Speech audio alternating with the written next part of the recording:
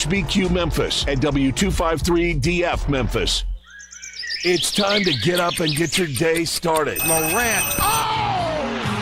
A jawbreaker! It's Sports 56 Mornings with Greg Gaston and Eli Savoy on Sports 56 and 98.5 FM. Now, here are your hosts, Greg and Eli.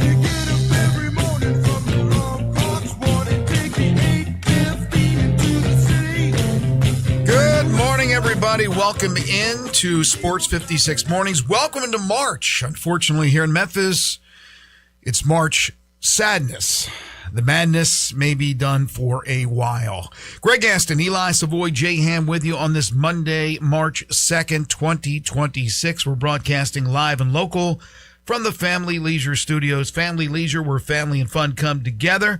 They're at 2120 Whitten Road, just north of I-40. That floor model spa sale continues. Starting to feel more like spring. The weather outstanding over the weekend and should be pretty darn nice this week. Got a little rain this morning, but that shouldn't be any big deal. Right now, 54 degrees, going to warm up to 71 today. It'll remain cloudy, then mostly cloudy skies this evening with a low of 54. Tomorrow, 78 for the high. Sunshine. Wednesday, cloudy, but 79. Thursday, 78 with some sunshine. Little chance of precipitation as well, but the temperatures will soar into the low 80s by Friday.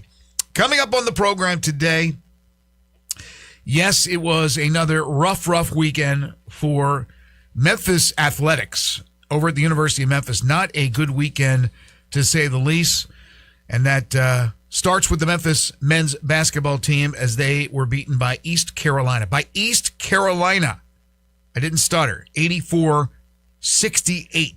a 16-point loss in Greenville for their sixth consecutive loss. We will discuss that on the program today. Look around the American. Tigers have 2 games left. They're tied for 9th. Still an outside chance. They don't qualify for Birmingham. We'll talk SEC. Big weekend in the SEC. The Ole Miss Rebels finally got that losing streak off their shoulders as they beat Auburn and handed Auburn a big blow as they try to get in as an AQ or as an at-large if they can't win the conference tournament. Of course, everybody gets shot, and that'll be starting sooner than later. In fact, we got some of the smaller conferences that will begin this week as far as their conference tournaments. We are here. March has arrived. We'll take a look at what happened around the nation in the top 25, including a number of ranked teams falling. It was a great weekend for our friends over at Rhodes. So there was some good news from Memphis basketball. We'll tell you about that. The Grizzlies win 2 games. When is it bad to win 2 games? This year. This year it's bad to win 2 games. And also more bad news involving the big man, Zach Edey. We'll go over that. We'll talk NFL Combine. It wrapped up over the weekend. Some of the winners from the NFL Combine. The Cardinals make a curious move. We'll talk about that as baseball is just about here. And then we have some other NFL news, some other college football news that we'll get to on the program today, and more from the NBA, including a fracas on Friday night between 2 of the leading candidates to win the Western Conference, the Oklahoma City Thunder and the Denver Nuggets. We had history made on the NASCAR circuit, and we had a complete implosion on the PGA Tour. We'll get to all of that. Your calls and texts, as always, on the Sissy's Log Cabin listener lines at 901-360-8255. Matt Reiser joins us at 9:05. Memphis baseball coach. They got swept over the weekend by Jacksonville State. Just a bad weekend for Memphis sports. Good morning, partner. How are you? Good. It was a good weekend. Way better than my day yesterday was way better than Shane Lowry's. Yeah, I'm sure it was. I've never seen anything like that in my life. I got that is some of the craziest stuff I've ever seen out of a professional golfer, let alone a professional golfer who's won a major. That was a meltdown of epic proportions. We've seen golfers lose leads, obviously. We've seen them lose leads in majors. We've seen them implode in majors. John Van de Velde brings back memories from the Open Championship. But on the PGA Tour, regular events, don't usually see it. if we do see a player implode, it's usually one hole. Maybe they hit one in the hazard.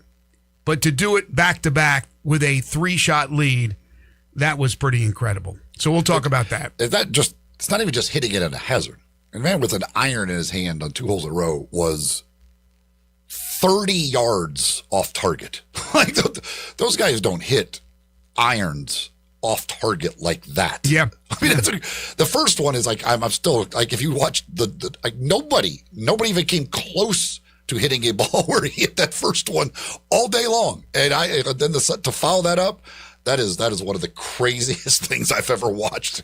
That I felt horrendous for him, honestly. Like that is a lonely feeling coming down 18 at that point.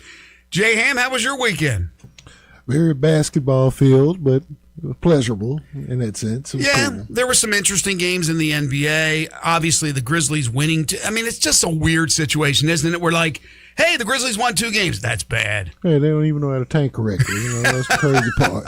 This time of year, though, it's one of those where the NBA usually goes to the back burner and it's all college hoops. Full out.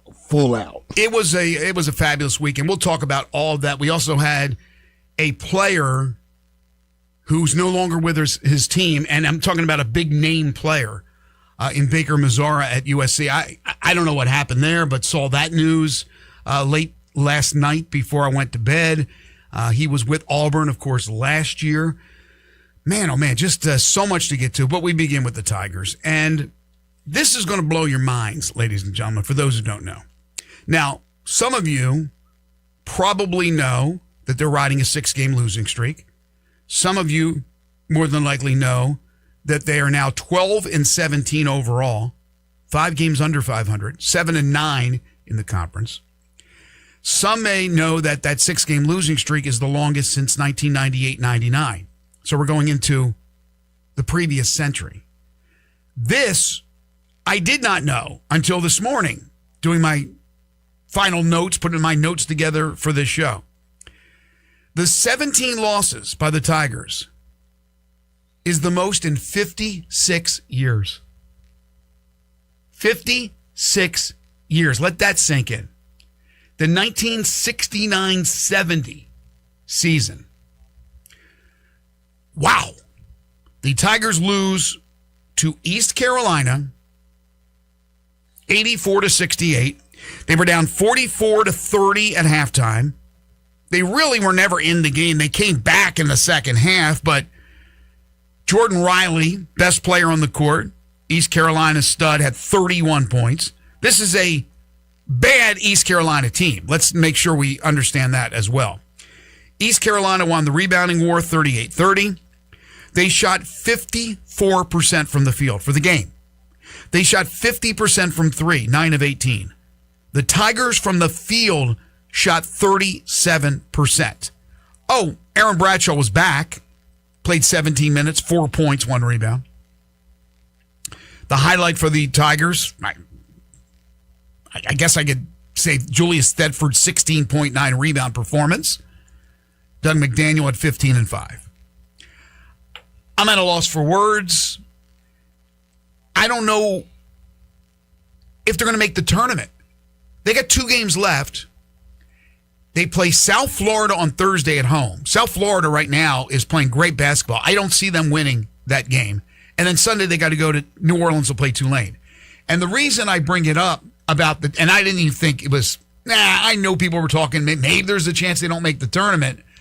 But if you look at the standings right now, they're tied for 9th. They are tied with Temple at 7-9. Right behind is Rice and East Carolina now at 6-10. All these teams have 2 games left. Memphis conceivably can lose their last 2. Temple can lose their last 2. Rice and East Carolina, I think, have a great chance to go 1-1. You could have a 4-way tie.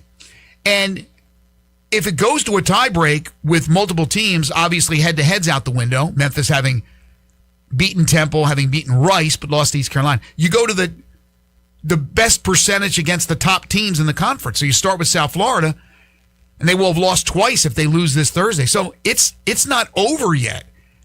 I can't even fathom them not qualifying for a 10-team conference tournament when they were the pick to win it. They are the defending champions. They have more talent. They have more NIL. I know it's a broken record. I can't believe that this is going on this long and has not gotten any better. Penny after the game. This isn't good, man. This is just all on me. I'll take this. Yeah, this was the one I didn't think they could lose. I thought East Carolina was just bad enough that it really didn't matter, even this being on the road. But as this team tends to do, they will prove you wrong when you think they can't lose a game. I mean, they're not even competitive with East Carolina. There are no possible answers or anything at this point. It is just, they're just a really, really bad basketball team that can't shoot, which again is always a key factor. Ability to be able to put the ball in the basket. And they are now 131st in KenPom rankings. I was looking at wins above bubble, the stat that everybody loves now, and the committee. They're 184th in that. They are a minus 8.87. So they are nearly 9. If you take the average bubble team against Memphis's schedule, Memphis has 9 fewer wins than what that team would have. They're just ahead of Montana in that, right behind St. Bonaventure in the wins above bubble. It is that's to just not even be competitive with East Carolina is.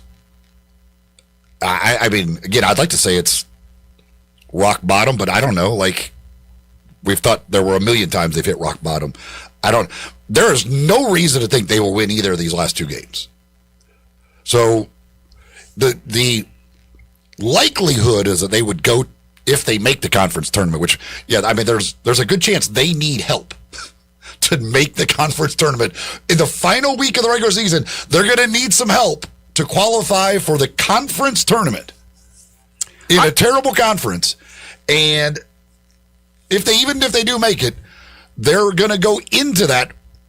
It's likely that they will go into that on an 8-game losing streak into Birmingham and be playing on day 1.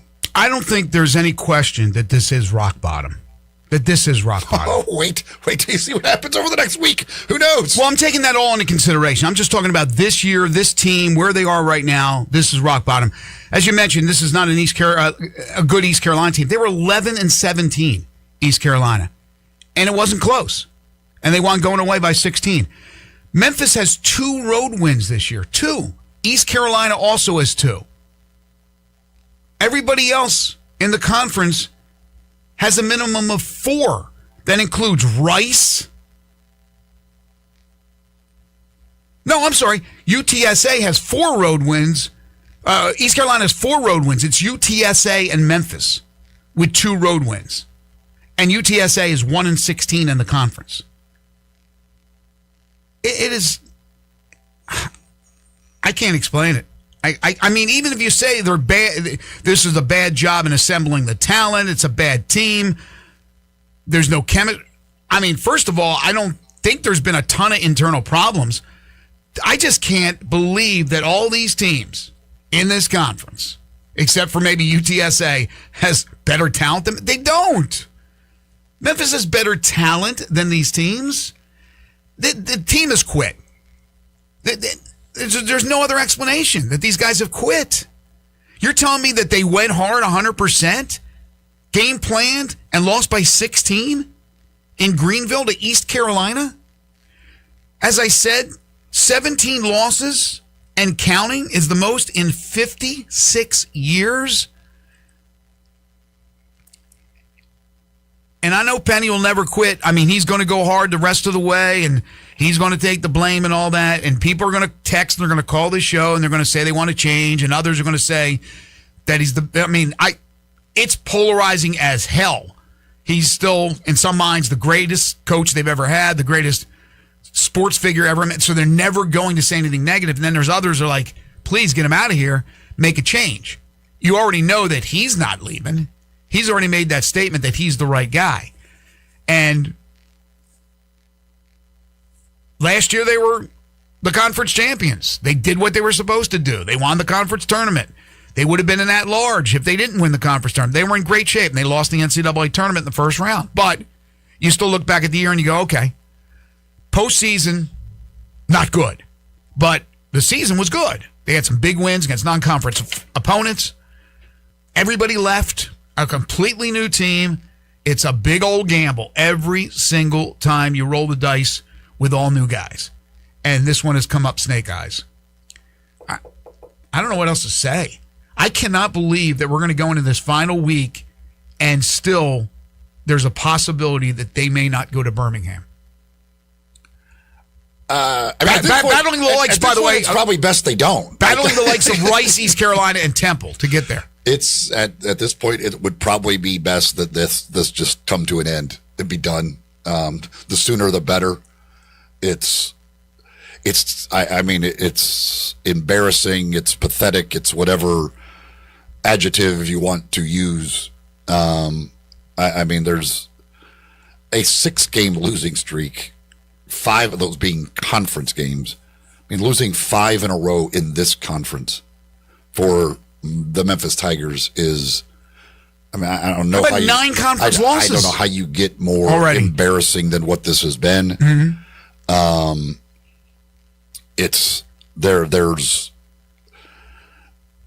They're not going to go to Birmingham and do anything. More likely that they would lose the first game on night 1 than string together what would end up having to be 5 wins in 5 days.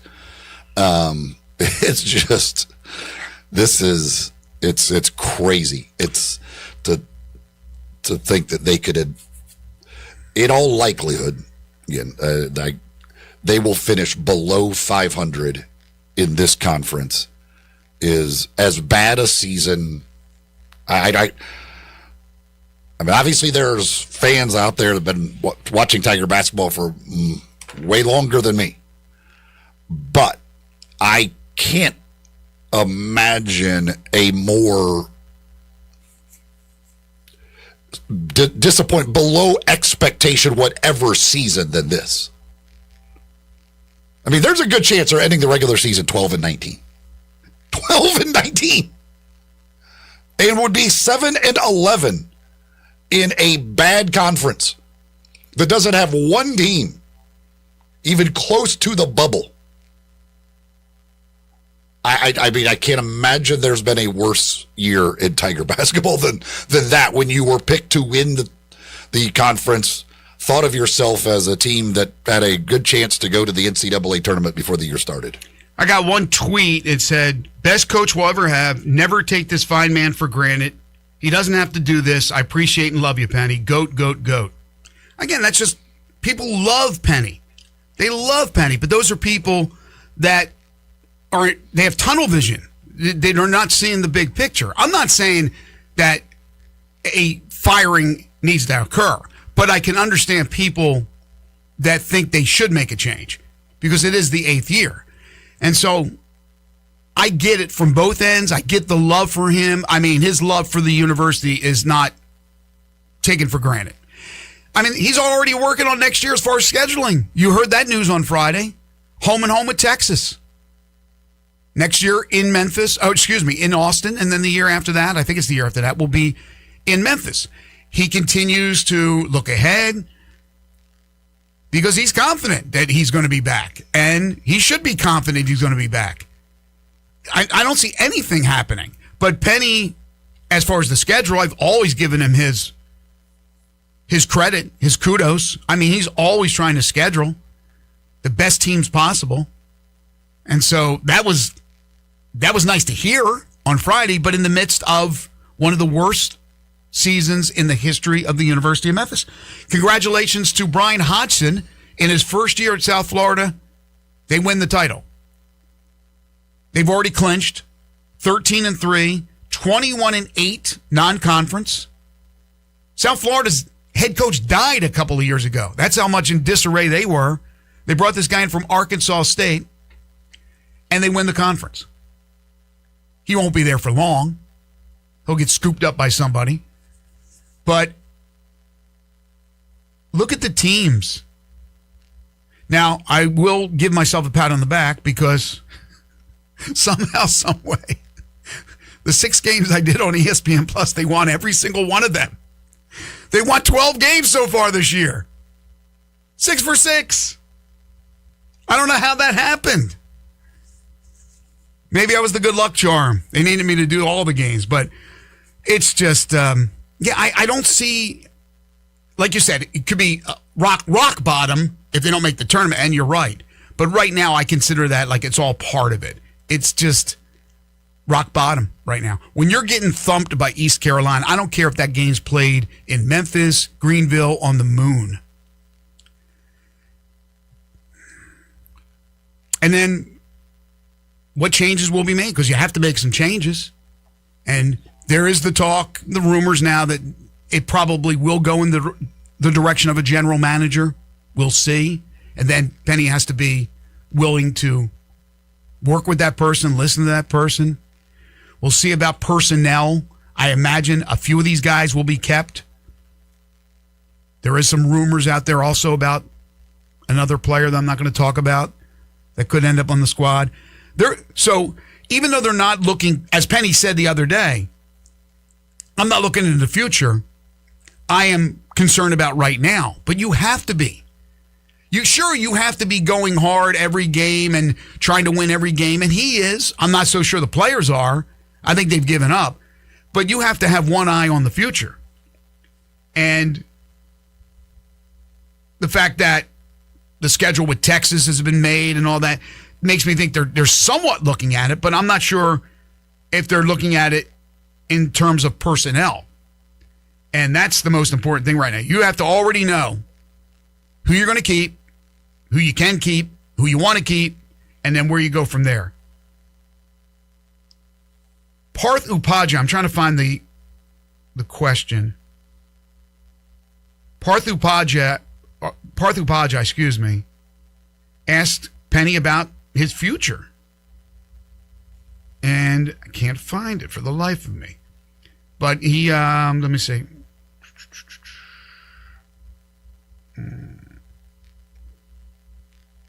He went the route of everybody's out to get everybody kicking him. Yes, I wanted to read that exact quote, but I can't find it. Basically, it's easy to kick me now. People have been kicking me since I've been here. Yeah. Which is ridiculous. I mean, it's like when he gets into this mode of like, everybody's been out to get me since I've been, I mean, it's just not, there's no truth whatsoever to that. I mean, it's literally the opposite of the truth. It is, people have continued to make excuses for him, for the lack of tournament wins, for everything. It's constantly been that. To say you've been kicked since you've been here literally couldn't be further from the truth. You're right. And even the people now, for the most part, not every single person, but for the most part, the people now that are of the thought that a change is needed still love the guy. They still love him. I'm talking about real Tigers fans who still believe that a change should be made, even though there will not be a change. They love him. So if he thinks because somebody says that a change should be made is like they're being negative towards him, that's not the case. He is beloved. I mean, absolutely beloved. We all love having Penny on the show. I love dealing with him. I think he's a great human being, a great individual, cares about the school. Again, and I'm not one that's even saying that a change should be made. But for others who say it, I can understand where they're coming from, and I think that love is still there. Sure, there are a few haters. There's haters for every single person in the world. There are somebody's going to hate you, no matter what you do. But the people that are going overboard, it's out of love. It's not out of common sense. And that statement by Penny, again, he had said that, when was it, 2 years ago? I don't know. Remember, he brought that up, and I was like, no. No, it's the opposite. It's the opposite. The love is, There's more love extended for him than any coach. It's maybe Larry Finch, but other coaches or coaches that would come here, there's no way that love would be extended as long as it has been and will continue to be for Coach Hardaway. I mean, beyond just the idea of that part of it, again, there's no truth whatsoever to that. But, I mean, if he was anybody other than Penny Hardaway, he wouldn't still be the coach of this program to begin with. He would have never reached year 8. Right. I mean, the results would have had anybody else out a few years ago. So it's just, I mean, I don't know. Whatever, I don't know where that comes from or where he has this in his mind, there's just nothing.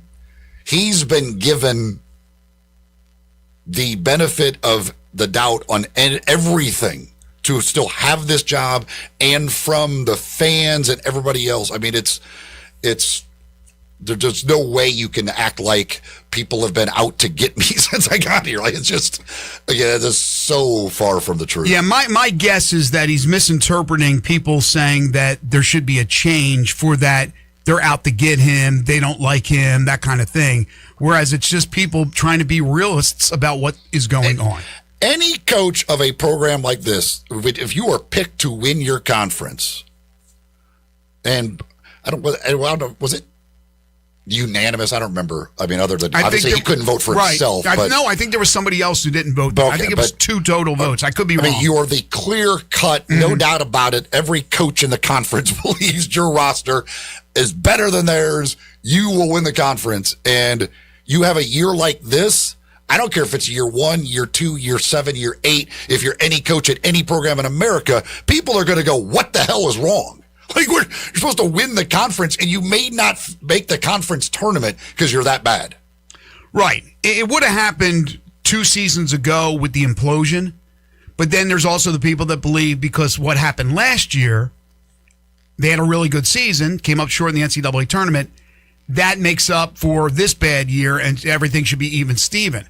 But the total picture, the big picture, is now 8 seasons of 1 win in NCAA tournament play. We'll take a timeout. We'll come back. Your calls and texts, 901-360-8255.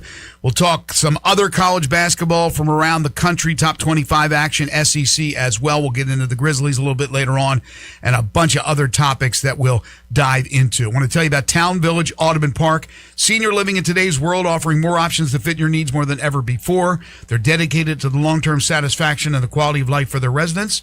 All they ask is that you're 55 years of age or older. 950 Cherry Road is where they're located, just off Park Avenue. You can call them at 901-537-0002 or go online at townvillageaudubonpark.com. Independent living, short-term respite stay, monthly options may be the way to go. Everything you need to continue to enjoy life to its fullest. They have basic services like full kitchen, washer, and dryer for their apartments, excluding the efficiency apartments. Monthly rental, no buy-in, all-inclusive resort-style dining with multiple venues, bi-weekly housekeeping, and so much more. And community amenities like their community social area, which features a fitness center, home theater, game rooms, indoor pool, whirlpool, fruit stand, 24-hour pantry, Village Nook convenience store, beauty salon, library, computer center, recreational, religious, social, and wellness activities, a dog park, gated parking, and so much more. It's Town Village Audubon Park. Check them out today at 950 Cherry Road, just off Park Avenue. Call them at 901-537-0002 or online at townvillageaudubonpark.com. This is Sports 56 Mornings with Greg and Eli on Real Sports Talk, Sports 56 and 98.5 FM. Let Bryant Dacus and Brett Norsworthy take you home every afternoon. Sports Time on Sports 56. Weekdays from 3 to 6 here on Sports 56 and 98.5 FM. Looking for sports in all the wrong places? Try the Owner's Box Sports Bar and Grill in Lakeland's Town Square. Fun, exciting, friendly, and comfortable with wall-to-wall TVs. 24 taps for all your beers, including $3 domestic and $5 craft pints on Mondays. Monday through Friday, 3 to 6 happy hour. Music bingo Tuesdays. Daily specials and online ordering. The Owner's Box Sports Bar and Grill in Lakeland's Town Square. Highway 70. Check Facebook for daily specials and weekend music at the Owner's Box. The 2025 Range Rover Sport sits right at the heart of the Land Rover lineup, offering a perfect mix of style, performance, and versatility. Smaller and more agile than a full-size Range Rover, it's a great option for everyone who wants luxury and practicality. Every model comes with 8-speed automatic transmission and all-wheel drive standard. Whether you navigate city streets or tackle rough terrain, Range Rover Sport has you covered. Every drive is powerful and breathtaking. The 2025 Range Rover Sport is the epitome of sporting luxury. Test drive one at Jaguar Land Rover Bluff City. If wedding bells are in your future, you need an unforgettable engagement ring from a jeweler you can trust. And that's been James Gaddis Jewelers for over 60 years. With a huge selection and the best prices, James Gaddis is a master jeweler and diamondologist. Beautiful jewelry from James Gaddis is always the right choice. Choose from rings to earrings, necklaces to bracelets, and gemstones to watches. Layaway and financing available. James Gaddis Jewelers, 4900 Poplar, online at GaddisJewelers.com and Instagram at Gaddis Jewelers. Say I do at James Gaddis Jewelers. Remember the song, How Many More Times? That's right, the title of a song that fits in right with what I always tell people. This is Sheldon Rosengarten with Mark's Ben Store Realtors. Before you put your house on the market, I always tell people to talk to 2 to 3 real estate brokers to not only find out what they think of your home and its pricing, but more important, what they will do for you. And make sure that I am one of them. There are keys to my highly successful strategic marketing program that involve preparing your house for the market and being able to present it before any objections take place. I've done this for a long time, and my professional team has one goal in mind: to get you to the closing table making as much money as possible. But first, remember what people often say: when you want the job done, call Shell Done at 483-0546 or MemphisRelocate.com. Remember, how many more times? That's Shell Done at MemphisRelocate.com or 483-0546, and tell me the name of the band that sang that song. Listen each and every Sunday morning at 10 a.m. and join Ottawa Presbyterian Church for worship. Ottawa is a PCUSA church located in Midtown Memphis. Sports 56 traffic. Good morning. Still building right now with a little bit more volume coming down I-40 westbound here at Chambers Chapel, Canada Road. All that traffic flowing in right now from Fayette County here into this section of Shelby County. Busy on 385 Bill Morris Parkway. No surprise, really, as you work your way inbound onto that ramp there to 240 coming past Mount Moriah. Hey, the low-cost drive-through vaccine clinic, it's back Saturday, March 21st at the Humane Society of Memphis, Shelby County. Go to their website and check out memphishumane.org. I'm Commander Chuck with your on-time traffic.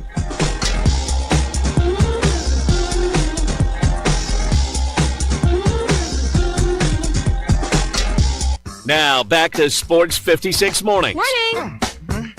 On Sports 56 and 98.5 FM. Here once again, Greg Gaston and Eli Savoy. Welcome back, 7:33 the time.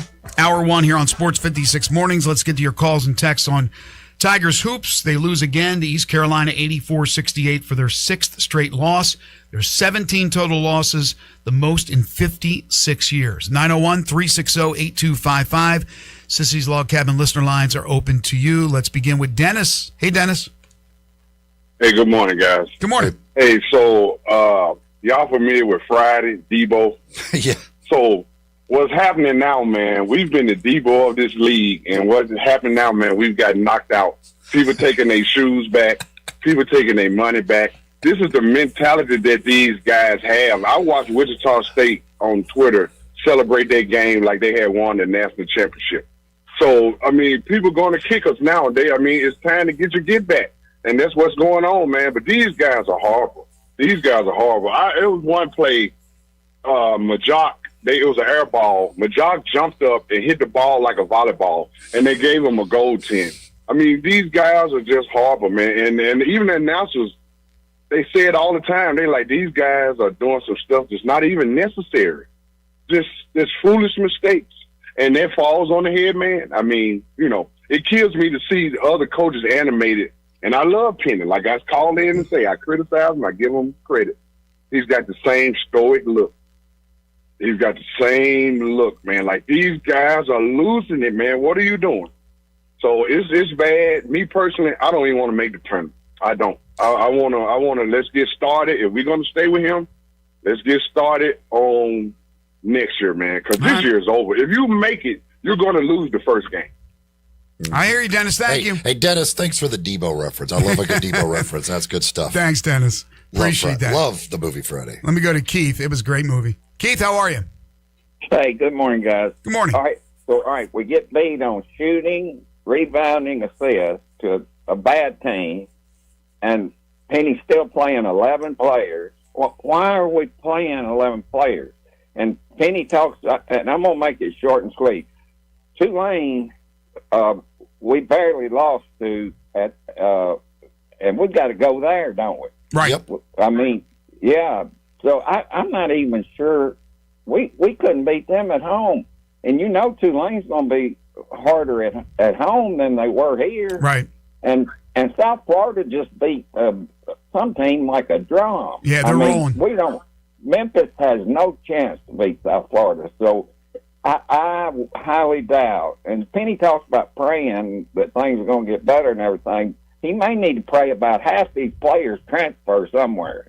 Thank you, Keith. Appreciate the phone call. Let me go to Greg. Hey, Greg, good morning. Hey, guys. Look, I like to say first to Penny. Don't take all this personal. Right. You can't. Because if it was personal, you wouldn't have been here this long. It's going to be real about it. The problem I've got is that how do we move forward in the AAC? Because things are not going to change. NIL is here to stay. You're going to have to show this city that you're going to be able to compete in this climate. Or I hope this may. Personally, I'm like the last caller. I really want the season to be over. NIT, nothing. You're going to have to do better if you want to stay around here because we love you. But Memphis basketball was here before me and before you. So we can't accept this being the head dog in this conference. And the school is going to have to continue to find a way out of this situation to get us on a playing field to where we can compete in basketball on a national level. I'm lost, man. Y'all have a good one. Thank you, Greg. You too. And I said this last week. The worst thing about this is that since the Big 12 rejected the Memphis offer, a tremendous offer to join the Big 12, since then, it hasn't gone well. Because the point was, okay, they didn't let us in, so we're just going to have to go out there, kick tail in every sport, and show why we are the tops of the mid-majors. We're the tops of the group of six, whatever you want to term it, however you want to term it. But then they went out there and, football put together some good seasons, but not great seasons, and then last year took a step back. And they made a coaching change after Ryan left, but certainly that was a possibility that could happen even if he had stayed. Basketball's been a disaster. So those are the two sports you have to showcase your athletes and showcase your prowess. Women's basketball is important. They have 2 games left in the regular season, and they've already failed to qualify for the conference tournament in Birmingham. They're not going. So they've gone the other way. They need to step it up because that's the way you showcase what you are as an athletic department for the future. When there is going to be more movement, which will happen, I'm sure, around 2030, 2031 in that neighborhood. I don't think you're going to have major movement in the next 3-4 years, but you're going to have it, I think, in 2030, 2031. There's going to be more movement in the future, and you got to be prepared and ready for that, and this is not putting your best foot forward.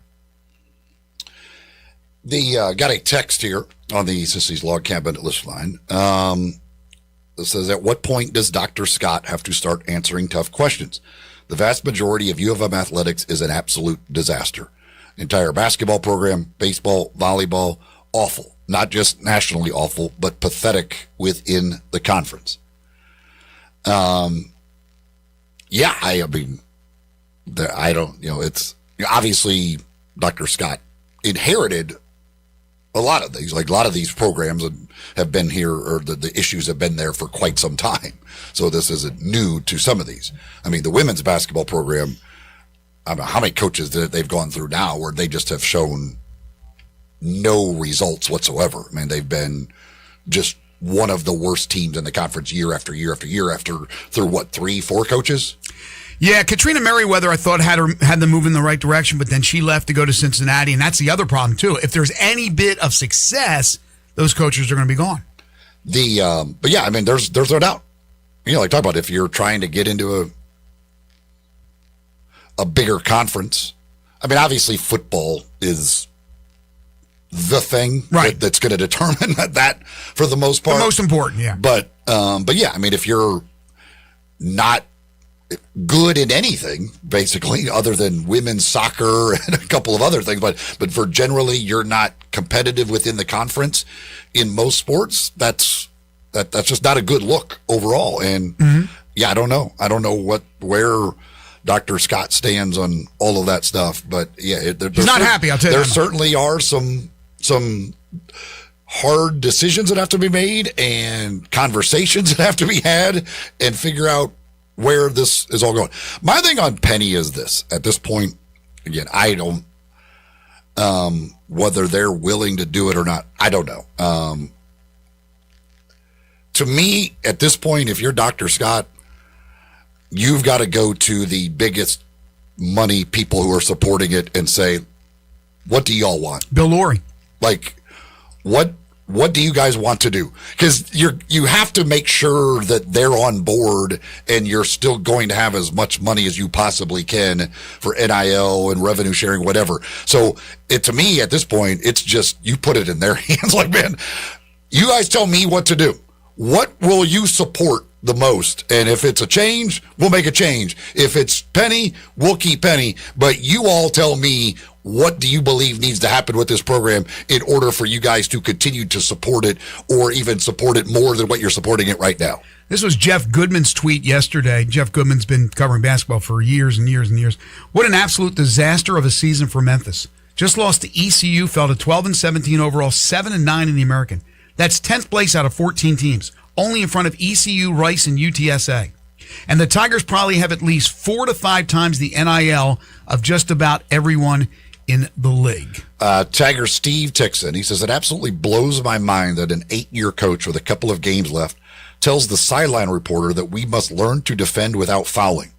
Clearly that shows all the wins he's had because he had a great talent. Now NIL is beating him out on getting good players. I'm afraid we have some rough years ahead. Kenny is dialed in. Hello, Kenny. How are you? Good morning, gentlemen. When we made this hire, it was based on being able to, recruit, probably have top 5 recruiting classes. And we had, I think, 2 classes that were rated number 1. Things have changed now, where you actually have to be a coach now that relies more on schemes, on patterns, on systems, not necessarily being able to just go out and get what you want to fit your system, but adapting your system to fit the players that you're able to get. And I think that's just going to put us in a big hole, and we're in one right now. I never dreamed, and I'm 58, I'll be 59 next month, the good Lord blessed me to see it. I never dreamed that this program would fall to this level. This is the lowest this program has been since 1969-70 season, which was the last season of Mo Iba. And so I think we're going to hit 20 losses. I don't see us winning these last 2 games at all. And then we'll probably be 9 or 10 in the conference. We'll make the conference tournament through default and lose. We'll lose, probably the first round and second round, and that'll give us 20 losses. So there's a lot of damage being done to this program. A lot of damage. Thank you, Kenny. I appreciate it. We'll take a time out. Again, we'll take your calls and texts throughout the rest of this hour. 901-360-8255, Talking Tigers. Want to talk a little lawn solutions right now. The weather's getting nice, and it's time to see what the damage is from the winter with your lawn. If you have not been using lawn solutions, there's a good chance pretty soon as it continues to warm up, you're going to see a lot of weeds. But they can take care of it at Lawn Solutions. Lawn Solutions is a locally owned weed control fertilization company that serves the greater Memphis area. Brandon Holly and his team of professionals have been doing this a long time. Locally owned, family operated. Call them at 901-867-5626 or go online to lawnsolutionsinc.net. You fill out an estimate online. They're controlling the germination of weeds all year long. So if you use Lawn Solutions, you've seen their trucks come over to your lawn and take care of it and treat it through the winter. That's what they do. So when spring is sprung, there's no weeds. They're taking care of your lawn all year long. They can also take care of any disease your lawn has, any insect infestation, crabgrass, dandelions, moles, grubworms, things that ruin your lawn or just make your lawn look like an eyesore to people. You want to be the envy of your neighborhood. You don't want people pointing fingers. Lawn Solutions can do that for you. So give them a call, 901-867-5626, or go online to LawnSolutionsInc.net. This is Sports 56 Mornings with Greg and Eli on Real Sports Talk, Sports 56 and 98.5 FM. Did you miss your favorite Sports 56 show? No! Check out the podcast, broken down hourly at sports56whbq.com or wherever you get your podcasts.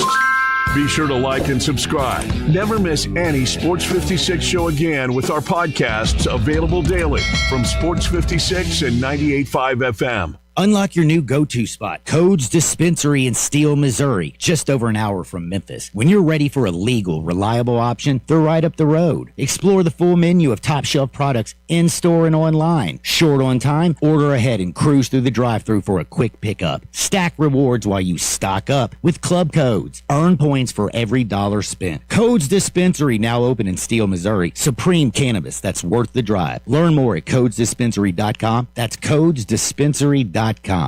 Memphis is a love song to soul and style. With the full suite of sought-after designers, brilliant natural diamonds, an elegant bar, luxury VIP lounge, and more, a trip to our store is an experience like no other. Just like the city we love. Stop by any of our stores or visit Sissy'sLogCabin.com and experience Sissy's for yourself. Memphis is our home, and we're your jeweler. Sissy's Log Cabin, because life's too short for ordinary jewelry. It's often said that eggs are nature's perfect food. They're good and good for you. So why not have the perfect food cooked the perfect way by Sunrise? Sunrise on Jefferson and Sunrise East on Poplar specialize in not only cooking eggs perfectly, but cooking them perfectly any way you want, fast, fresh, and just for you. Be honest, a lot of the time you really crave a breakfast made by people who really know what they're doing and genuinely care about your experience. And that's something you'll always find at Sunrise. Hi, this is Troy Fiveash, owner of Fiveash Roof Services. Do you know what Penny Hardaway and I have in common? We should both be in that building celebrating the best basketball players of all time. Of course, I'll have to buy a ticket to get in, but he should already be there. But seriously, we both surround ourselves with the best people we can find. We work hard to achieve our goals, and we are both among the best in our respective fields. At Fiveash, we can't win titles or get national awards, but what we can and do strive to do is give 100% of ourselves to give you the best product possible and one you can be proud of. So if you need a roof, siding, or gutters, give us a call at 901-367-0050, and we will do everything we can to provide you the best of everything. Fiveash Roofing. Fair, honest, and ethical. 367-0050 or memphisroofer.com. 367-0050 or memphisroofer.com. Fiveash Roofing, it's what we do. We're here for you. Now back to Sports 56 Mornings. Good morning. On Sports 56 and 98.5 FM. Here once again, Greg Gaston and Eli Savoy. Game losing streaks in the American Conference. Temple and Memphis, who are both sitting at 7-9. Rice and East Carolina at 6-10. 2 of those 4 will get in. 2 of those 4 will go home alongside UTSA. Will not make it to Birmingham. And again, with the Tigers playing South Florida and at Tulane, easily can lose the 2. Temple plays home to hosts Tulane, and then they're at Tulsa. They can easily lose those 2. Rice plays at North Texas, probably lose that one, but then they host UTSA. Should win that one. That would put them in this scenario at 7-10. East Carolina hosts Tulsa at UAB. UAB, just for some reason, in the one of the oddities of college basketball this year, can't win at home, but win on the road. So East Carolina can easily win one of their last 2. That would make it a 4-way tie at 7-10 for 9th, 10th, 11th, and 12th. And it does not go, after it's multiple teams, it's not head-to-head because Memphis had beaten Temple and Rice and would have lost to East Carolina. It goes percentage against top teams. The first thing is that grouping of teams, their records overall against each other. That's the first thing. No, it doesn't say that? Yes, that's... So you take all those teams and whatever their record is just against each other, total, winning percentage wise, that would determine. And then if it works from there as you continue to narrow it down. So did that change? Because I'm looking at the tiebreak and it says 1 head-to-head, 2 if tied, winning percentage against the highest seeded teams in the conference standings, continuing down. Does not say against that group. Unless this is old, the thing I'm looking at right here. Well, I'm looking at it says teams are viewed as a mini conference with comparing head-to-head results. Team with the best record as determined by winning percentage, even if unequal games versus the other teams in the mini conference, gains the advantage. Oh, okay. Oh, here's what it is. You're right. It's a 2-team tie, and head-to-head is still even. Then it goes to winning percentage against the highest seeded teams in the conference. Multiple-team tie, you're right. It does become a mini-conference. And if it's a mini-conference, Memphis won over Temple, won over Rice, and lost to East Carolina, so they would be 2-1. So there's a good chance that Memphis would still get in. Another texter here says, I've been a Tiger basketball fan since the 70s, so saying this isn't easy. I hope the Tigers don't even make the tournament. I want the coach and the players to feel this, then maybe the coach and school will do what they have to do. Today, we are the worst team in the conference, and there's no reason for that. Well, UTSA, I believe, still has the worst team in the conference title locked up. I do believe that. So the Tigers are not the worst team in the conference. They're really bad, but UTSA has locked up that title. Ron says, I think the Tigers finish 11th in the conference. If this is Penny's second most talented team, then it's on Penny. Another texter said in a text, he said, I sent this on November 17th. A text that said, absolutely the worst team ever. They looked like a poorly coached junior college team. That was after the loss to UNLV. And he said, you guys laughed it off. I don't remember laughing it off. I mean, they looked terrible against UNLV. I would have agreed with that at the time. Now, did I think it was going to get to this point? No, I did not. I would have never guessed in a million years that they would be trying to battle in the last week of the regular season to find a way to make the conference tournament. Yeah, so. I remember that text. I don't know about laughing, but I'm sure it was one of those, okay, that was a horrible game. There's no answer to what that issue was. But they're not going to do that after, because again, you're riding the whole statement that Penny made about the talent of the team. I had called their first game against San Francisco. I thought they played well and they won that game. So I thought it was maybe just one of those weird things. Pastor came in here. Pastor had a better team than what ends up being, even though his team has won some decent games, including winning at Utah State. It's not been a great season for him in his first year at UNLV, but at that point, it was so early in the season, it was hard to look at that Memphis team. This guy may have been able to do that and dissect this team for what it ended up being, and that's not a very good team. Wesley says, the situation with Memphis basketball is so sad. I really don't know where I stand with what we should do about Penny.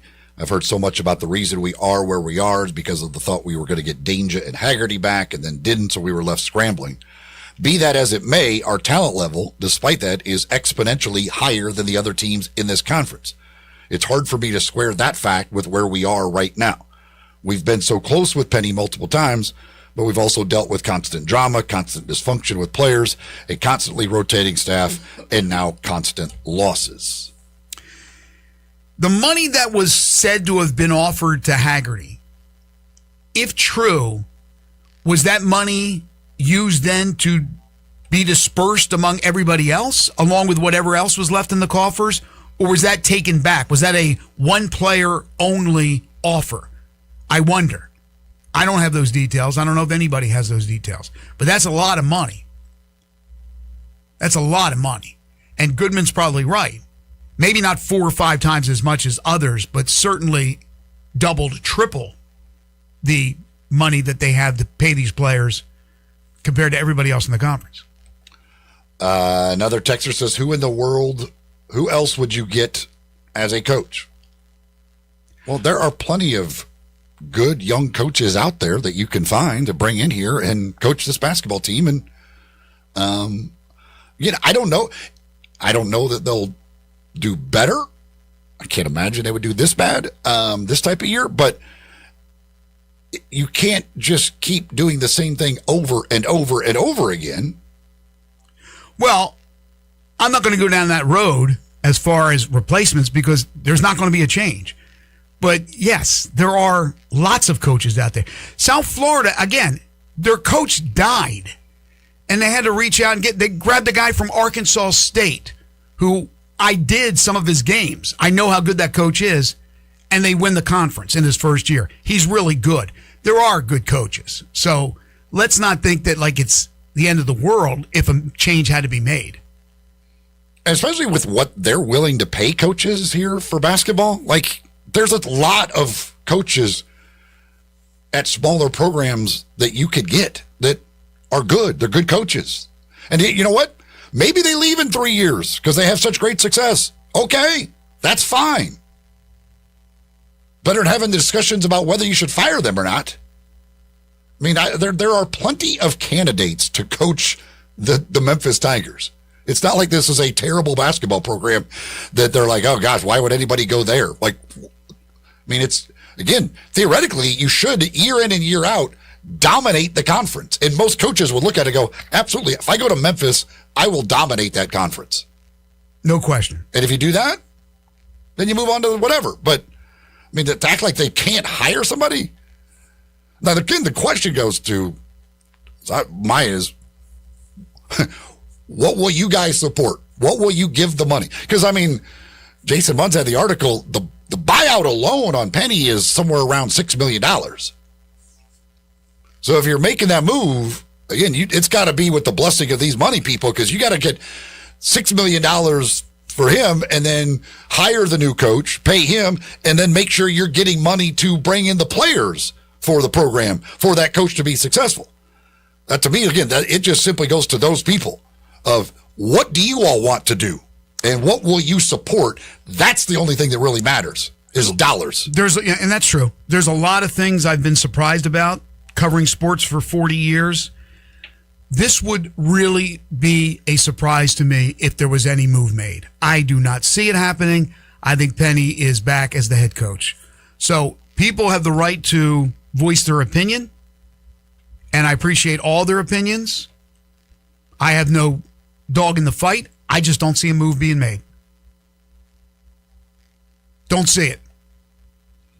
But your point's right. I don't know where Ed Scott stands on your point is right. If and again, I don't know how much Lori gives. I know certainly they gave $10 million to the facility, the basketball facility. I don't know if he's pouring in NIL money, who's pouring in NIL money, if anybody's doing. I don't know who's doing it.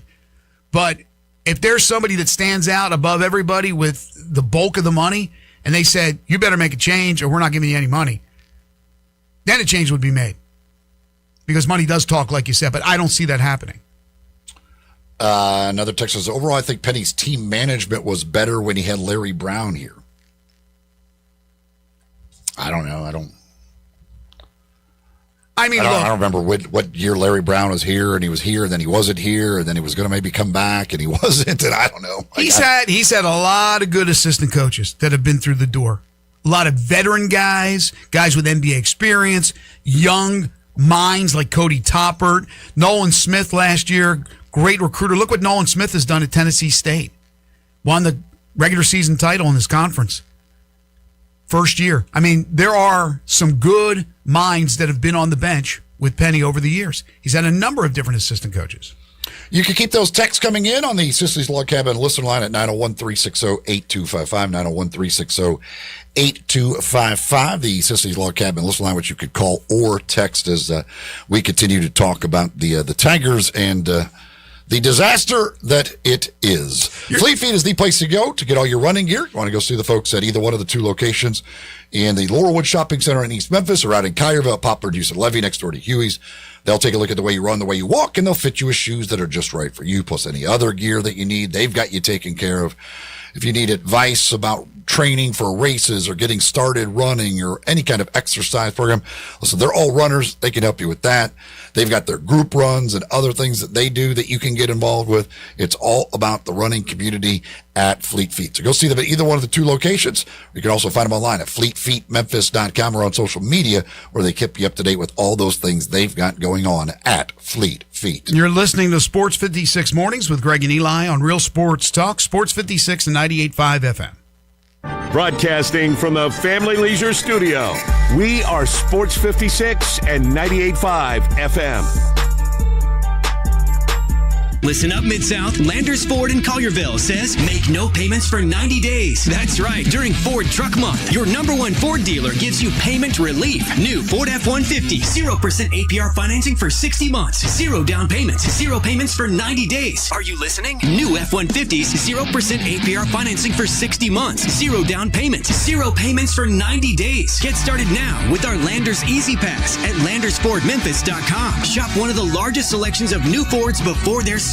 It's only once a year. Act now. 0% APR, 0 down payment, 0 payments for 90 days. There's 0 to pay to drive today. Landers Ford in Colliersville. If it doesn't say Landers, you paid too much. As reported on Ford's 2025 Total New Vehicle Retail Sales Report, Memphis Market, with approved credit from Ford Credit. Minimum monthly payment of $1667 per 1,000 finance, regardless of down payment. Interest accrues from inception. Example: 2025 Ford F-150 Lariat. VIN number 1FTFW5L8XSFB 43528. MSRP $71,675. Ford bonus cash $1,000. Sale price $70,675. Based on 0% APR financing for 60 months. Price, tax, title, and $695 processing fee. See dealer for complete details. Offer ends 4/2/26. Guns, and more guns. Over 700 firearms in stock. Home defense guns, old guns, new guns, used guns, big guns, little guns. Every gun you can think of, Classic Arms has them. All brands like Glock, Sig, Colt, Ruger, Smith & Wesson, Browning, Beretta, Benelli, Remington, Winchester, and more. Guaranteed lowest prices in town. Only gun importer in the Mid-South. Free gun inspections and appraisals and free bore sighting for the upcoming deer season. Shop online at ClassicArmsOfMemphis.com or visit Classic Arms at 1740 Germantown Parkway behind Corky's Barbecue in Cordova. Need parts fast? Need them now? O'Reilly is fast. Just one part that makes O'Reilly Auto Parts stand apart. Right now at your local O'Reilly Auto Parts, you can get one free set of brake pads when you buy 2 qualifying brake rotors. Ask the professional parts people about additional brake pad and rotor upgrade options available at O'Reilly Auto Parts. Restrictions apply. See store for details. O'Reilly Auto Parts.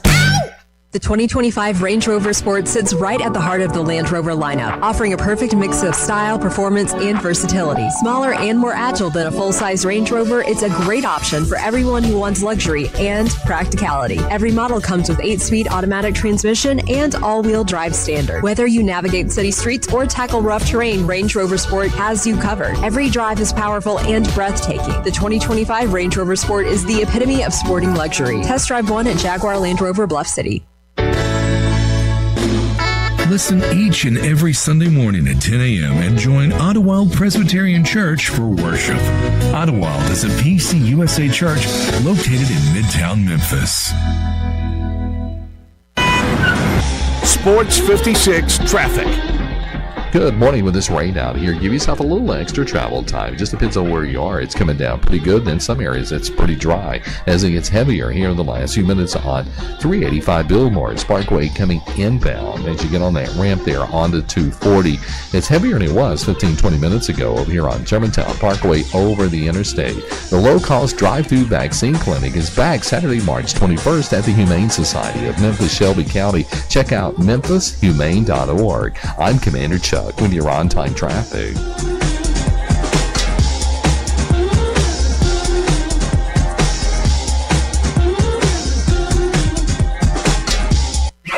Memphis's original sports station. We are Sports 56, WHBQ Memphis and W253DF Memphis. Now back to Sports 56 Mornings on Sports 56 and 98.5 FM. This hour is brought to you by James Gaddis Jewelers. Diamonds are forever. Woo! Here once again, Greg Gaston and Eli Savoy. Welcome back, everyone. 8:04 of the time. Hour number 2 here on Sports 56 Mornings, the Monday, March 2nd, 2026 edition. Greg Gaston, Eli Savoy, Jay Ham. We're live and local, broadcasting from the Family Leisure Studios. Family Leisure, they're located at 2120 Whitten Road, just north of I-40. 54 degrees, cloudy, a little bit of rain this morning, and then it will clear out. We're looking at a high temperature of 72. Should see a little bit of the sun this afternoon. Then tonight, 55 for your overnight low. Tomorrow, 78 degrees with mostly sunny skies. We're going to get up to 83 by Friday. That's the forecast for this week, unseasonably warm. We got lots to get to. Hour number one, talked a ton about the Memphis Tigers basketball team. We're going to go around the country, take a look at the top 25, take a look at the SEC in particular, and the Grizzlies with a lot of news over the weekend, a couple of wins, and an update on a couple of injured players. We will give you that information. Hour number three, Matt Reiser will join us, Memphis Tigers baseball coach. And we got a lot of other things to get to, including the wrap-up of the NFL Combine. Hour two of the program is brought to you by James Gaddis Jewelers.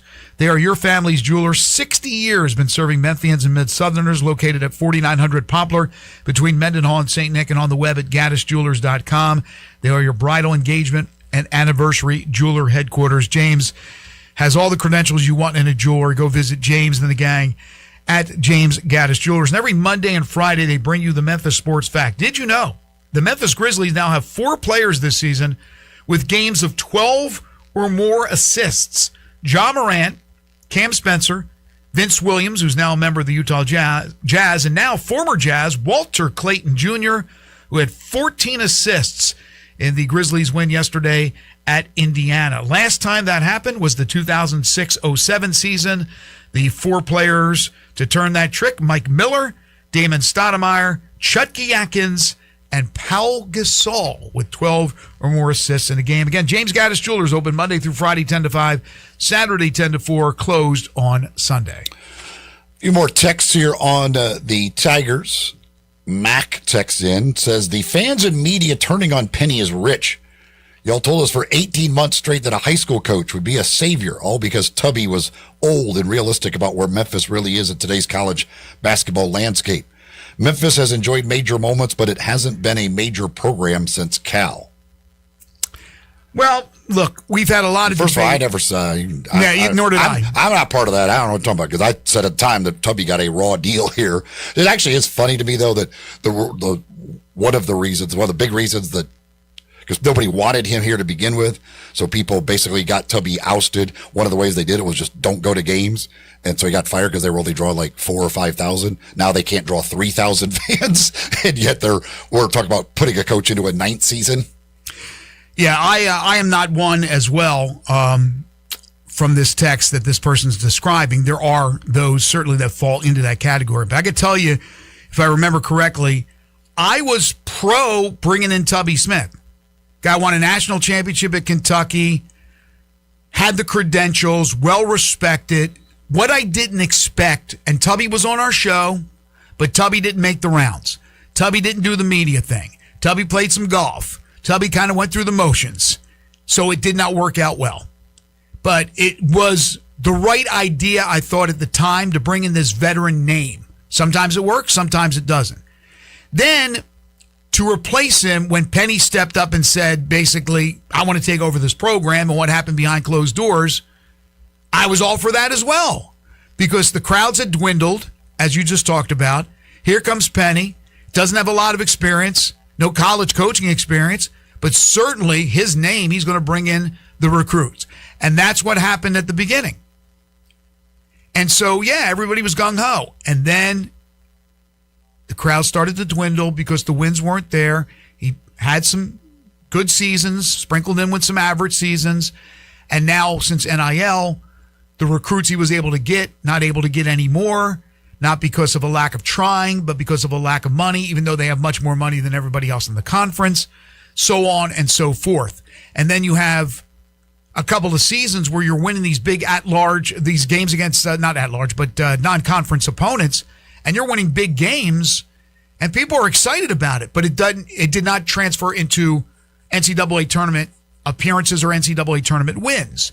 Then you had the year last year where you crushed it in the conference, which you should, and everybody was sky high about that. And then Penny went out and PJ Haggerty was the star. He got him last year. Everything was good. They won those non-conference games as well, and then lost in the NCAA tournament in the first round. So it was one of those, okay, great regular season, did not do anything in the postseason. All right, we're fired up for this new year. And then we know what happened. They obviously threw a lot of eggs into that Haggerty basket, did not work out. Danger was a long shot at best as a waiver wire guy, and not a waiver wire, but, try to get the waiver. And then it was a mad rush to fill a roster. But he's the one who said it was the second most talented roster he's ever put together. And you're talking about rosters that have included guys like Jalen Duren and Amani Bates and great players up and down. Precious Achiuwa. So because it didn't work out, he's going to take a lot of gruff for it because he's the one who said that this was this great roster of talent. But these players came from places where they did not win. And the chemistry, while I don't think it's a chemistry issue, I just don't think they're as talented as he thought. It was a bad evaluation of the players. The bigs that he got were, the hope was Bradshaw would find what he did so well coming out of high school as a McDonald's All-American, would find his way. Didn't work at Ohio State and Kentucky. And he's improved, but certainly injuries, foul trouble, a couple of other internal issues. And then these other bigs are just basically big bodies, some that don't even know how to play basketball yet. And then you put a lot of stock in Doug McDaniel, who's been probably your most consistent player, but he can be taken out of games by good, big, strong defenders. Not enough shooting. You didn't do a good job getting the shooters. You didn't do a good enough job getting the physical guys. You didn't do a good enough job getting guys who have won in their previous stops. And so it's turned out to be a bad year. But it went from, okay, tough loss to Purdue, should have beat Wake Forest, you ran with Mississippi State, you should have beaten Vanderbilt, and then all of a sudden it just went down the crapper like it did 2 years ago in conference play. And now it's become one of the all-time worsts. When you think about where they are with 17 losses, the most since the 69-70 season, 6 straight losses in this conference. What happened from those close shaves earlier this year, which were disappointing, to where we are now? Is there more internal strife that we don't know about? Doesn't seem like there is. He had to get rid of one of his players. I just think it's the players. Certainly, he takes the blame, but those players aren't competing. There's a few that are, others aren't. Maybe getting the paycheck, that's all that's important to them. Whatever it is, it went from, like I said, close shaves against Purdue and some other strong opponents to now losing by 16 on the road to East Carolina. What happened? But that's, you talk about the strong opponents, and I guess you could say Vanderbilt is good, but Mississippi State's bad. Purdue's good. Ole Miss is bad. Purdue's good. I know you said Purdue, and I said, well, they went on the road. Purdue and is not the number one team in the nation, but they're good. But Ole Miss has just finally broke a 10-game losing streak. My point is, this isn't East Carolina, Eli. Wake Forest is a 500 team. These weren't. Yeah, they didn't turn out to be as good as they had hoped, but he schedules the teams. They played well in some of those games. They got blown out by Louisville at Louisville. The UNLV game was the biggest indicator of what this team was. Right. Well, again, the texter figured that out. We certainly did not. We thought that was one game, an anomaly. It was Josh Pastner. Maybe they were more up for the game, whatever. But now when you still got coach coming out and taking the blame for it and we're not ready and the other team was... That song and dance is old. Texter says, for the people who want to keep Penny, please make it make sense to me. He's won this terrible conference one time out of 8 years, unless I'm mistaken. One regular season title. He's won the tournament twice, I believe. That is pathetic against those caliber teams. The crowds are horrible at the Forum because of such bad basketball. Could you imagine this team playing in the Big 12? I just don't understand how you can keep this guy. Another one says, if Memphis is the real basketball program they claim to be, you fire Penny now, like today. Get a new coach on board, start the rebuild, which you can do immediately in the portal. Raider Corey says, I'm speechless. I would never have imagined this basketball program being this bad. Either the players have quit or Penny just has no answers. Regardless, some changes must be made, and that's the understatement of the year. Got a text that says the Arkansas and Auburn preseason games were the indicator. Yeah, that as well. Yes. Andrew says, to be honest, if Penny decides to step away after the season, he has an easy out. College basketball is not the same game it was when he took the job. He can take a page out of Tony Bennett's book. He's already indicated he's the guy for the job. He said it last week. I don't think he's changed his mind after an East Carolina loss. He is not the one guy. The one thing that I love about Penny, and maybe to a fault, he ain't quitting. He doesn't quit. I don't think he's just going to willfully quit, but I think after, again, there's got to be some really serious conversations being had. Well, and it's like, at some point, again, this can't just be like going on forever and ever and just say, well, like, we're just going to leave it up to him. At some point, somebody's got to be like, listen, dude, this isn't working. Well, to your point, he was asked about whether or not he's had conversations with the administration, and he said no. Which shocks me. Well, you would think by now they would have conversations. I mean, the real serious conversations are happening after the season. Coaches are going to meet after the season with the whatever and kind of assess things. Like, I'm sure, I don't know what their thing is, but I mean, that's mainly going to come after the season when everything's complete. Where does this stand? You think most administrators just let the season roll and then talk after?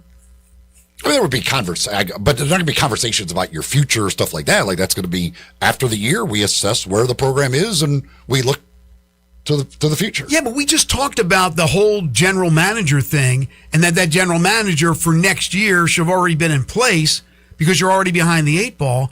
Well, if that's the direction they want to go in, shouldn't those conversations have already taken place?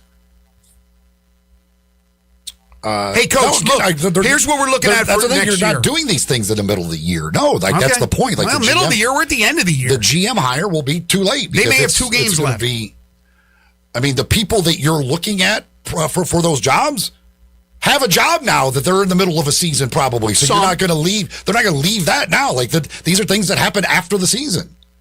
You got to be ready to go. You have to be in position to jump all over it right away. But anyway, go ahead. Any more texts? I think that's okay. That's all of them. You can keep them rolling in. We'll continue to talk Tigers. We've got so much to get to. We haven't even scratched the surface. Before we go to the SEC and college, let me talk a little Grizzlies first. So they had an interesting weekend. The Grizzlies went out and beat Dallas on Friday night, 124-105 on the road. Cam Spencer, 25 points off the bench, so he found a shooting touch again. Then yesterday, they won at Indiana, 125-106. 2 easy wins on the road for the Grizzlies. Walter Clayton Jr. with a Grizzlies rookie record of 14 assists. And yet Taylor Hendricks go for 19 points and 5 rebounds. 2 of the guys that came over in the Jaren Jackson Jr. trade. Jalen Wells added 18. Good balance scoring, good win. But again, is it a good win? Are any of these wins good? It's such a strange situation that the Grizzlies are in, and some other teams as well that are supposedly tanking. As J-Ham said earlier, they're not tanking well. Losing is what should be the story of those games. Instead, they went out and they not only won, they won easily. Very, very similar scores, 124-105, 125-106, against 2 teams that are in similar position to you, Dallas and Indiana, trying to be in the best position in the draft lottery. So I don't know what to say. It was nice to see Walter Clayton have a good game because he has struggled since coming over from Utah. Good to see Hendricks, and nice to see Cam in that game against Dallas on Friday, find his shooting touch. Other than that, what more can you say? Yeah, I mean, it's, for a lot of these guys, it's just a chance to show what you're capable of, and for the Grizzlies, take a look and how much what you might be willing to do. Taylor Hendricks is an interesting guy just because of his size, athleticism.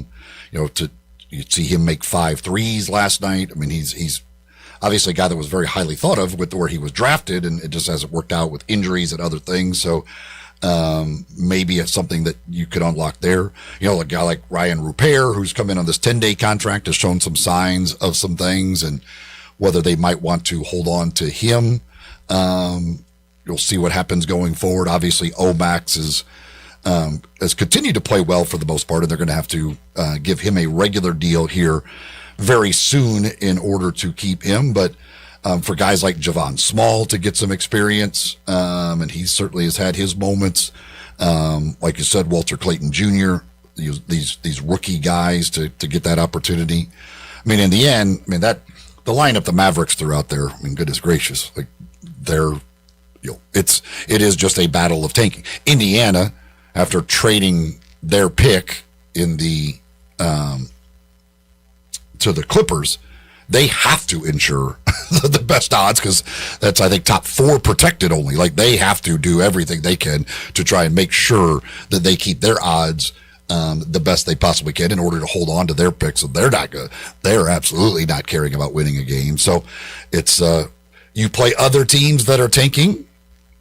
Well, then it's just then it becomes a battle of who can be worse. So the Grizzlies are now 2.5 clear of Dallas. That means there's 4 teams below them in the West, and there are 3 teams below them in the East. So they're still in that 8th position. For a second there, they were in the 7th position, but 8th position. Again, that's not necessarily where you're going to pick. It's the best odds in the draft lottery, and then the draft lottery will dictate where you pick. Now, I know this is crazy. There's 23 games to go for the Grizzlies. They got Minnesota tomorrow on the road. It's not going to happen. But Portland has struggled of late. They're 4.5 games behind Portland for that 10th spot. You don't want to be there. You don't want to be in the play-in. I'm just saying. Portland keeps losing. Grizzlies turn around and keep winning some of these games. They're looking to go, oh, my God, we're within 2 games of Portland. But right now it's 4.5. There's still cushion. Just something to keep an eye on. The big news was off the court.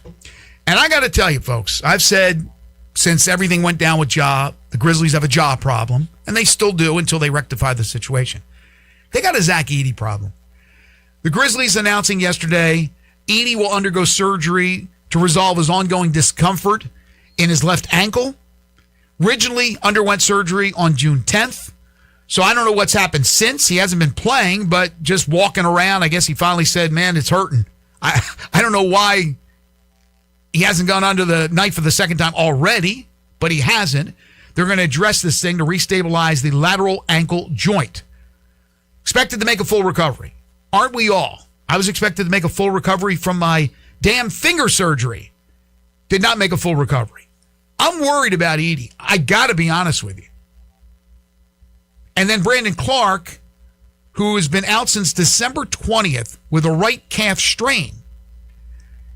2 weeks, he'll be reevaluated. So you're going to be basically almost 3 months, 2.5 months to 3 months that Brandon Clark will have been out from a right calf strain, mind you. I don't get that one, but the more important one is Edey. Well, the calf strains are the ones that I keeping know. people out a long but time. every time you get a strain, you're going to be out for the rest of the year. Especially a guy who's already torn his Achilles. Like, they're not going to mess. And again, they're not trying to win. He's so done. Who cares? He's like, done. He's done. Why would you bring Brandon BC's Clark done. back? He's had too many injuries, too many surgeries here the last few years. You know what, though? We're at that point to where we probably can say that for a handful of dudes on this roster. If we're not careful. We can. But I am really concerned about Edey. I said it before, and now I hear this. Big guy with any kind of foot or ankle injury. Yeah. I mean, everybody, like, it's rather obvious. Like, a guy, good, we've talked about it many times. Dudes that size with injuries to very small bones, that's something where, again, brought up Yao Ming and other, like, I mean, it's just not, that's right. The body's not really built.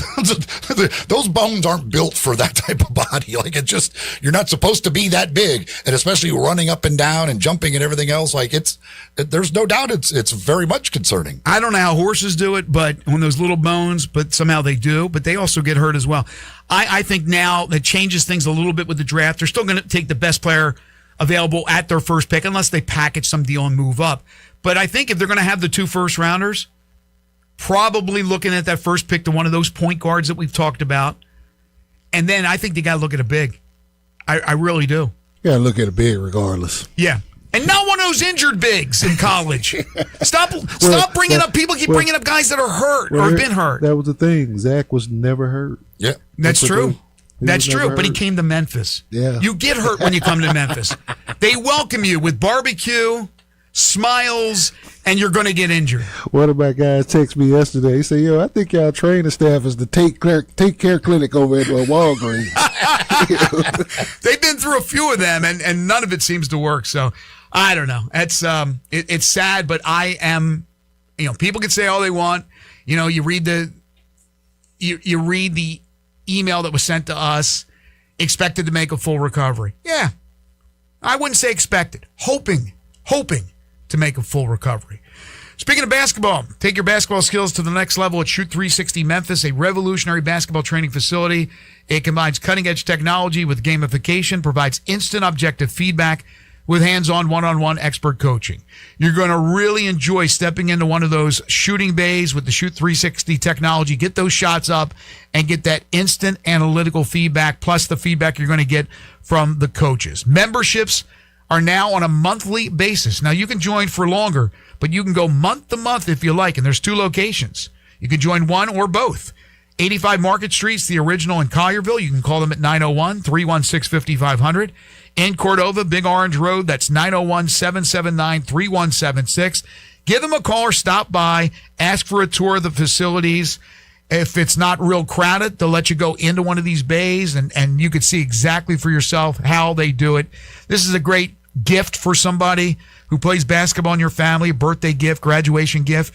Get them a 6-month membership to Shoot 360 Memphis. But again, if you're just looking to join, do it for 1 month, try it out, see if you like it. If you don't, no harm, no foul. But I'm telling you, odds are you're going to fall in love with it. The future of basketball training is here at Shoot 360 Memphis.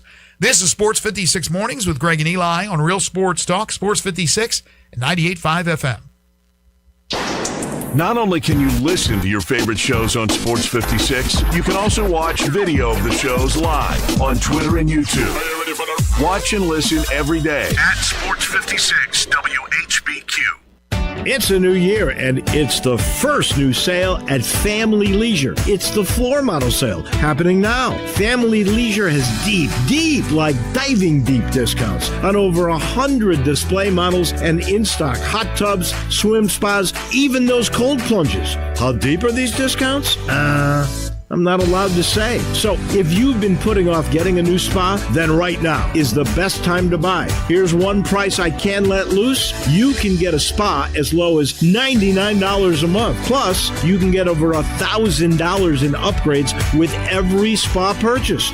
One other special deal, you can get an $8,000 spa for only $159 a month. And you know what? Family Leisure is going to throw in some LED lights and waterfalls on most models. Rooms got to be made, and so do the deals at Family Leisure, Whitten Road and I-40, where family and fun come together. Stugatz here. Israel's a hot topic right now, and with so many opinions and emotions surrounding it, it could feel hard to know where to start. The Bible tells us, I will bless those who bless you. That isn't just a comforting promise, it's a clear calling from God. And today, with anti-Semitism rising around the world, that calling is more urgent than ever. When Christians choose to bless Israel, we are not entering a political issue.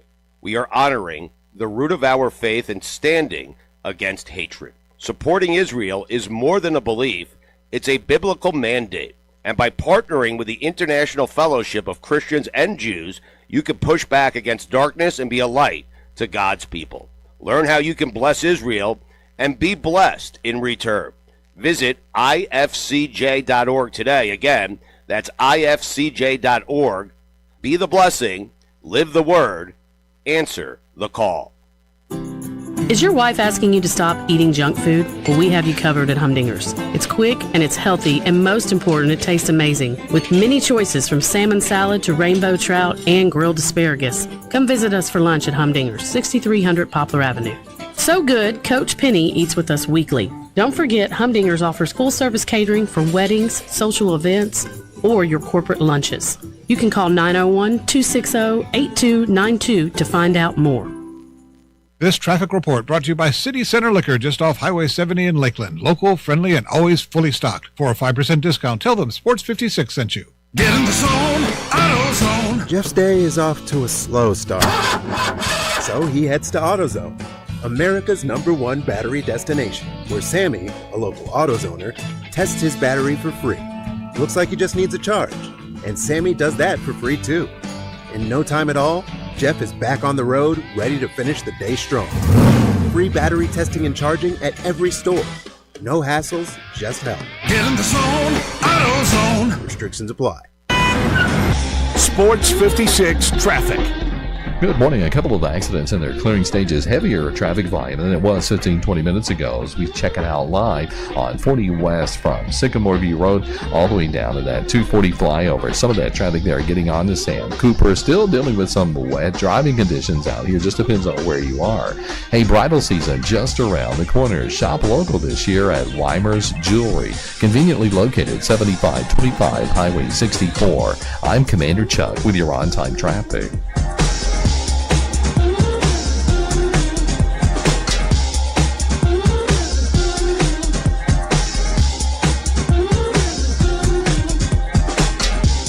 Now back to Sports 56 Mornings on Sports 56 and 98.5 FM. This hour is brought to you by James Gaddis Jewelers. Genuine diamonds, baby. Here once again, Greg Gaston and Eli Savoy. There was some positive basketball news over the weekend, aside from, again, the Grizzlies winning 2 games, which really isn't positive when they're trying to tank, but you get it. Rhodes College, how about that? We had Zoe Goodson on last week, the head coach of the men's team. They went out and they won the SAA tournament on Saturday night, defeating Trinity from Texas, 79-76 in the championship game. It was held, the tournament, at Berry College. That means Rhodes has qualified for the NCAA Division III men's basketball tournament. It's their first time qualifying since 2016-17. The draw will come later today. I'm sure we'll have Zoe on again sometime this week, but congratulations to the Lynx. Yeah, great for them, man. Great season they've put together, getting the regular season and tournament titles. So congrats to Zoe and the boys over there. SEC, some interesting results from the weekend. Florida took Arkansas behind the woodshed. Right now, Florida is playing as good as anybody in the country. Still may not be a 1 seed. Probably will be a 2. But they beat Arkansas 111-77. Does that say more about Florida or Arkansas? I think it's a little bit of both. I mean, we know Arkansas is not real good defensively. But, I mean, Florida made them look silly. They couldn't stop the guards from getting to the basket. The bigs did their normal thing. It was layup line basketball for the most part for Florida. It was just what they did was really, really impressive. But it also shows that Arkansas, again, they've got some problems on the defensive end that probably limits what their ceiling is in the postseason. They're a great offensive team, but they are not very good at all on the defensive end. I agree. Florida's won 9 in a row. Alabama's won 8 in a row. They're 2 games behind with 2 to play. So has Florida clinched or not the SEC regular season title? I'm not sure about what they did head-to-head, because if Florida loses their last 2, Alabama wins their last 2, they would finish tied. The Florida beat Alabama. Yeah, they only played once and Florida beat them. So I would assume Florida has clinched the number 1 seed. I would think so, yep. And then after Alabama, it's Arkansas. They're a half a game up, actually a full game up on Missouri, Kentucky, and Tennessee. Speaking of Tennessee, they lose at home to Alabama, 71-69. The Vols had a double-digit lead in that game. I think the Vols have had double-digit leads in 3 or 4 of their losses this year. Yeah, and the big part of that game for them was Nate Ament going out with the injury. Big loss. We'll see what his situation is, but that's so. Did he come back and try to play? I don't think he came back in the game. He tried, but it wasn't Yeah, I thought he tried. He had one bucket the rest of the way. Right. He played, 11 minutes, I think, in the game. But, yeah, that's obviously for them going forward will dictate a lot. So they need to get him healthy and ready to go for the postseason. But certainly Alabama's playing well. LeBaron Philon, again, he's one of the we talked so much all about the freshmen. He's one of the non-freshmen that is a great player and hits the game winner for Alabama. He continues to play very well. And Alabama obviously is a very dangerous team when you got a guy like that. And we know how good they've been and Nate Oates, so that there certainly is a team. They are a team that will be a factor in the SEC tournament. Got a text from our good buddy Mike Sadie, Mr. Gator. He says that gives them at least a share SEC title for Florida, at least a share of the title, but clinches the top seed in the SEC tournament. All right, elsewhere in the SEC, hey, Ole Miss, they got to win. Snapped a 10-game losing streak. They win at Auburn, 85-79. That is a horrible loss for Auburn. Auburn is now 15-14 and 6-10 in the conference. Now, depending on the mock drafts you look at, but I looked at a couple yesterday, and they still have Auburn in. And I know you play a rugged schedule in the SEC. I do not think they're a tournament team. But what do I know? I mean, at some point, like you just you agree, Jay? Too many losses are too many losses. There you go. I mean, again, the non-conference, those losses, very excusable. It's for the best teams in America, but they've now lost 7 out of 8. And you're losing you're losing at home to a team that's on a 10-game losing streak, and they lost to Mississippi State in this stretch. They lost to Oklahoma. I mean, at some point, the losses just get to be too many to continue to overcome them. Just because, again, yeah, they played a great non-conference schedule, but you lost to the good teams. So it's like that. What? Just because you played them, if you lost all of those, that's not that big a deal. And you still lost to the bad teams. Yes, and that's the thing. Like it's tough to overcome bad losses when you've got nothing but good losses. Okay, and they do have the one win over Florida. That's the thing, and they in the non-conference they have a win over St. John's. Like so that they've got some other decent wins, but it's again when you've lost 7 out of 8. And some of those are the bad teams. I don't know how you can. And again, you're barely over 500. Like that's what's funny. Like the idea of, and listen. I think if Auburn played Miami of Ohio, Auburn would be favored and probably beats them. However, if you've lost 14, 15, 16 games and the other one has lost, let's say 1. I'm going to the team that's lost 1 game and giving them the tournament berth. Like 100%. I feel better about they've earned the spot in the tournament more than you have. Who do you think's being cussed out more, Stephen Pearl or Bruce Pearl by Auburn fans? Because again, Bruce Pearl basically hand-wrapped this job for his son. And I'm not saying Stephen can't be a good coach, and he's won some big games this year on that schedule, which is a tough schedule. But overall, like you said, to lose in a pivotal situation when you're playing a team on a 10-game losing streak at home, to fall now to 6-10 in the conference and 15-14 overall, that does not bode well with the fan base. They're probably wondering, what the hell? Why'd you leave us with your son? And you've got Bruce Pearl on television talking about how he doesn't think Miami of Ohio is worthy of an at-large bid. Well, yeah, that's easy to say. Your son's team, your whole team's teams are going to be competing against theoretically would be coached by your son. I wouldn't think so either.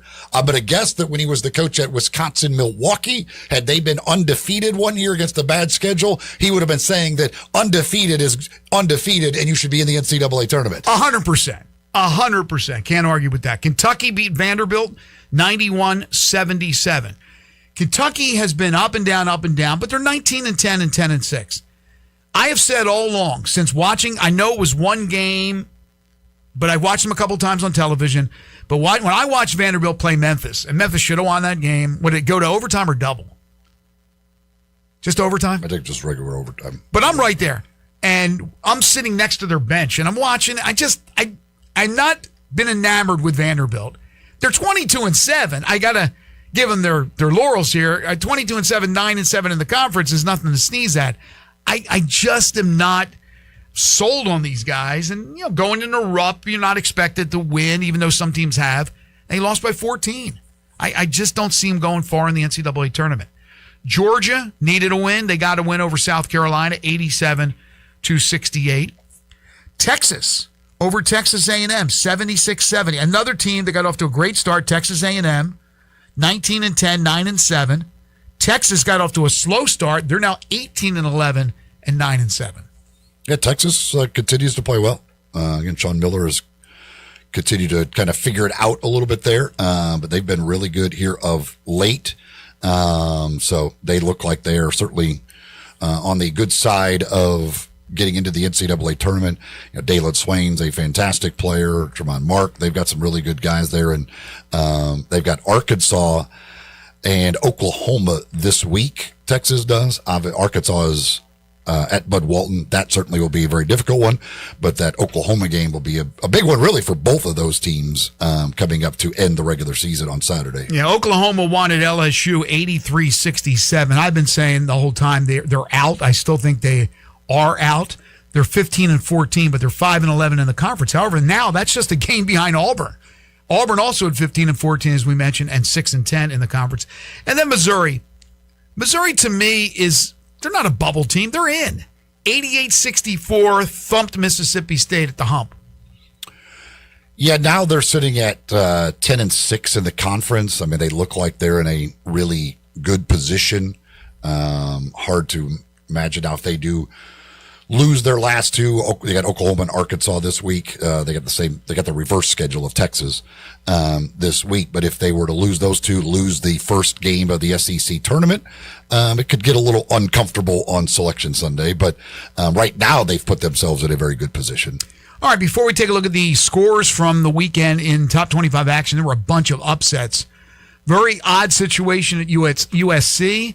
Chad Baker-Mazara, the Trojans' leading scorer, last year was with Auburn, no longer a member of the basketball program. Yeah, he's a weird cat. He's a little bit crazy. And the other night he goes back to the locker room, and when he comes out, instead of sitting on the bench, he sat on the baseline with the fans next to the bench. He is a weird cat. Yeah. I don't need any weirdos if I'm a coach. I don't care how talented they are. I don't want a weirdo. That dude is old enough to where I think he has a 20-year high school reunion coming up. He's been around so long. I believe he's 26. I mean, you'd think that a 26-year-old could be a little bit more of a leader. Mature. On your team. Yeah, mature would be a good word. And I don't know. He's just, last year with Auburn, he was the one that always scared me. I was like, if there's going to be a guy that ruins the season, it's him, because he's just crazy. And he didn't, but he now this year, I guess Eric Musselman finally just had enough. And how do you deal with the NIL with him? Doesn't want to come back into a game, doesn't even sit on the bench. What happens from here on out? He's off the team now, so do you get some of that money back, or is there still payments that you just won't make? And how does that work out? Also, over the weekend, Michigan lost L.J. Kaysen, torn right ACL. Yep, you certainly don't want to be losing players. Now they've got plenty of good ones, and they're still really, really good. But you don't want to be losing players down the stretch when you have the aspirations that they have. Yeah, they have some really, really special players. He is a good role player, but you lose a little of that chemistry when you lose a guy that's in there and a big part of the team. We'll go over the scores, and again, a lot of upsets when we come back. We'll continue to take your calls and texts on Tigers basketball. If you want to talk about the Grizzlies, the Zach Edey news, we could do that as well. Hour 3, Matt Reiser will join us in studio, and then we'll dive into the NFL Combine. A lot of great moments from Indianapolis and some other sporting news as well. Folks, East Coast Wings and Grill. They had their big crawfish boil, their first one of the year on Saturday. It was a great crowd over there, having a great time, enjoying some of those crawfish and plenty of other great food off the regular menu, and just watching games. And it was, of course, a beautiful day on Saturday, so that helped out as well. They'll have another one or a couple more of those coming up that they'll be doing with the crawfish boils over at East Coast Wings and Grill. But any day is a great day, and now we are getting into a great time of year with the conference tournaments coming up. Again, some are getting started even today. and through this week and next week, and then the NCAA tournament. Just a great time to go watch all the action over at East Coast Wings and Grill while enjoying some of that great food, enjoying some cold drinks, and having a good time watching the games on the many TVs that they have at East Coast Wings and Grill, located in Bartlett, just off Highway 64, right there between the Lowe's and Walmart in the Wolf Chase area. Mondays, 85-cent bones, either bone-in or boneless wings. They've got those for 85 cents on Mondays, so you can take advantage of that today. Of course, happy hour daily, 3:30 until 6:30, with great deals, half price on the draft beers. There's no better deal in town than that over at East Coast Wings and Grill. You're listening to Sports 56 Mornings with Greg and Eli on Real Sports Talk, Sports 56 and 98.5 FM. Add a little fun to your lunch break. Join Johnny Radio for Sports 56 Happy Hour from 11 to 1 every weekday on Sports 56 and 98.5 FM. Since 1948, in the alley, the Rendezvous. I'm with John Burgos. John, what's going on in the Rendezvous? Brett, there's some things about the Rendezvous I want to talk about. For example, we make it really easy to park. We have valet parking right at Monroe Street in our alley. We also want to make it easy for people to get to-go orders. You can now park in our alley right at our front door and put your flashers on. People also forget that we take reservations for 6 or more. And we have a wonderful party room upstairs that can accommodate people for rehearsal dinners, birthday parties, reunions, graduations. Our rooms seat between 25 and 275 people. And everything at the Rendezvous can be packed to go. Brett, we also do catering. See our menu online, and we can even deliver for groups of 15 or more. So if you have any questions, always feel free to call us at the Rendezvous because we answer our phone ourselves. You'll never hear, please listen carefully for our menu has changed. Press 1 for reservations, press 2 for hours, press 3 for catering, or if you know your party's 9-digit extension number and the first 3 letters of their mother's maiden name, dial it now. Come see us at the Rendezvous. Since 1948, the Rendezvous. Hi, this is Troy Fiveash, owner of Fiveash Roof Services. I wanted to take a minute and discuss advertising with you. There are so many websites that list the best service provider in your area. Even the BBB has an accredited list. You know the one thing they all have in common? A company like mine has to pay to get on that list. So that begs the question, can those lists be trusted? You know what can be trusted? History. We've been around for almost 30 years providing customers with the best service and the best products that we possibly can. So if you need a roof, siding, or gutters, give us a call. We'll come talk to you and let you decide for yourself whether or not we know what we're talking about. Fiveash Roof Services. Best products, best warranties, and in many cases, the best price. We're fair, honest, and ethical. 367-0050 or memphisroofer.com. 367-0050 or memphisroofer.com. Fiveash Roofing, it's what we do. We're here for you. I can't tell you the number of times I've heard people tell me that they wanted to wait until spring to put their home on the market. This is Sheldon Rosengarten at Marks Bensdorf Realtors, and think about it. In March, April, when the azaleas bloom, so do the real estate signs. More competition. We've been in an unusual market in the last year, and to get an edge on other homes on the market, make sure and talk to 2 to 3 real estate brokers and make sure that I am one of them. I've developed a highly successful strategic marketing program that can mean the difference in what you make and when.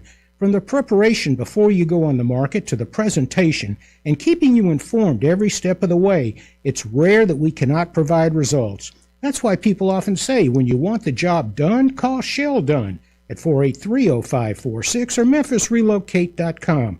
Write it down or call me now, memphisrelocate.com or 483-0546.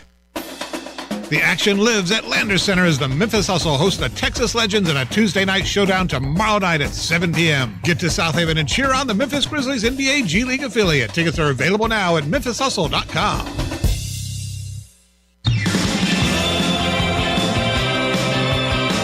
Now, back to Sports 56 Mornings. Isn't it a lovely morning? On Sports 56 and 98.5 FM. This hour brought to you by James Gaddis Jewelers. Here once again, Greg Gaston and Eli Savoy.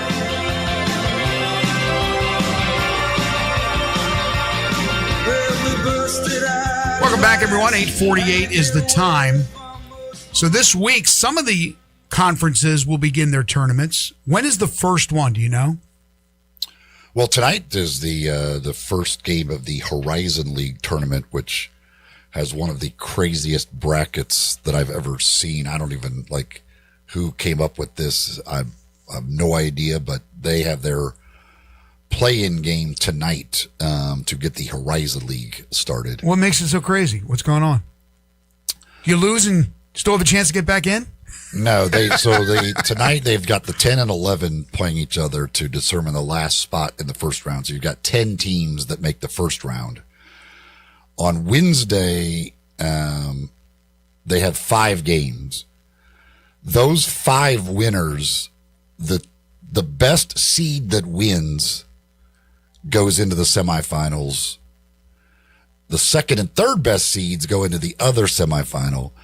And then the 2 worst seeds that win go into another play-in game into to decide who plays the top seed who won in the other semifinal game.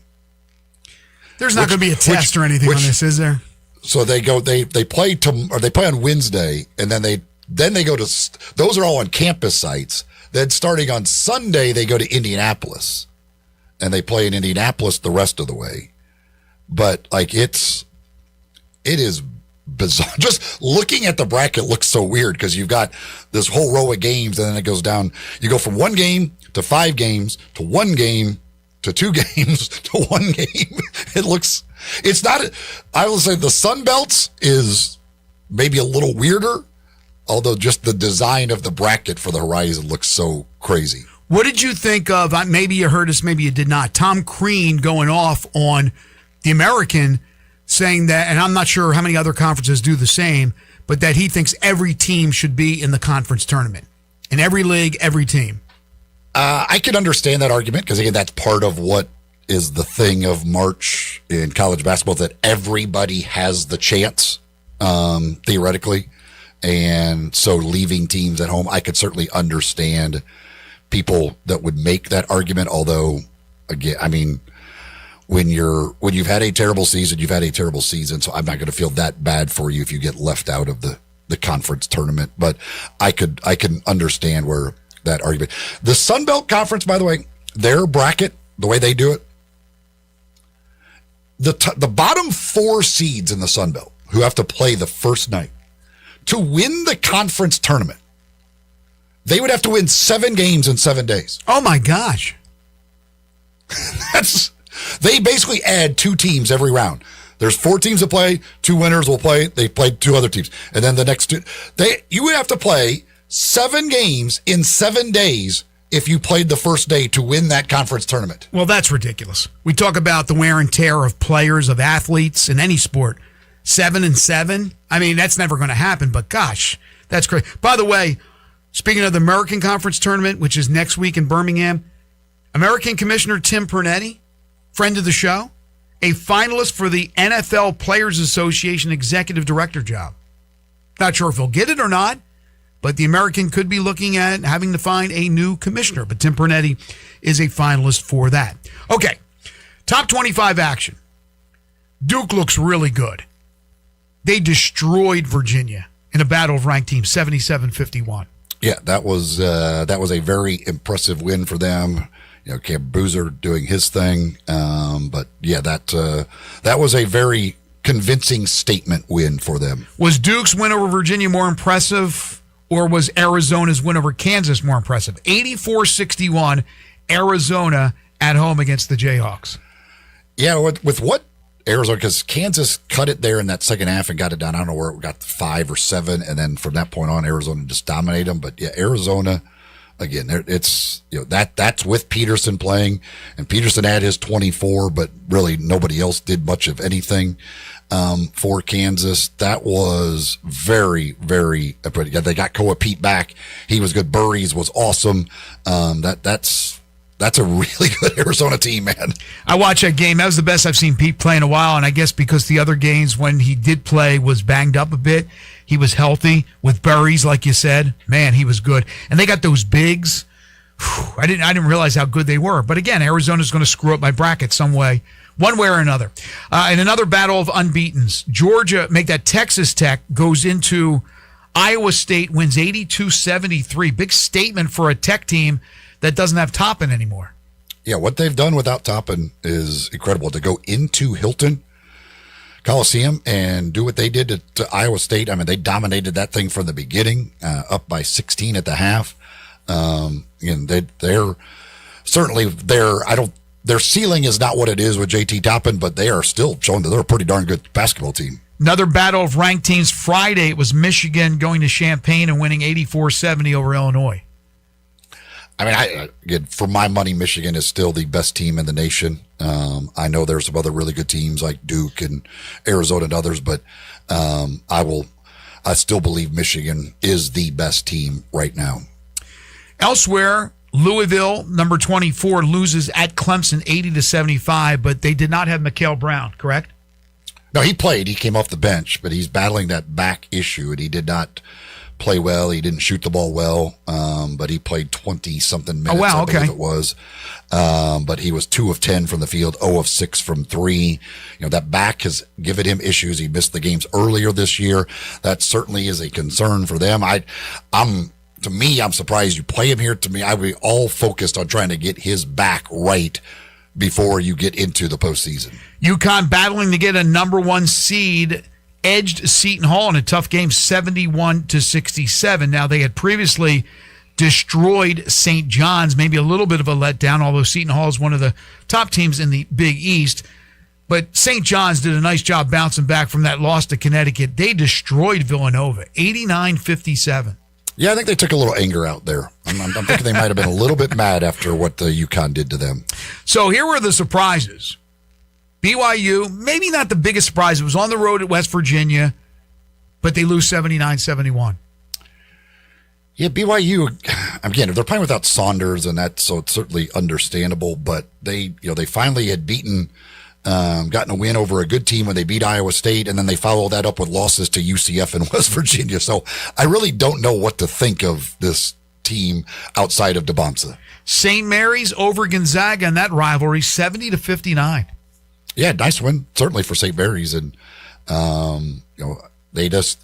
everybody talks about those two teams basically in that conference, and St. Mary's showing that they're still something to be reckoned with. We mentioned USC, what happened with their star player. They lose at home to Nebraska 82-67. Yesterday, Purdue goes into Columbus, Ohio, loses to Ohio State 82-74. Looks like the Buckeyes may be dancing. Yeah, I don't know.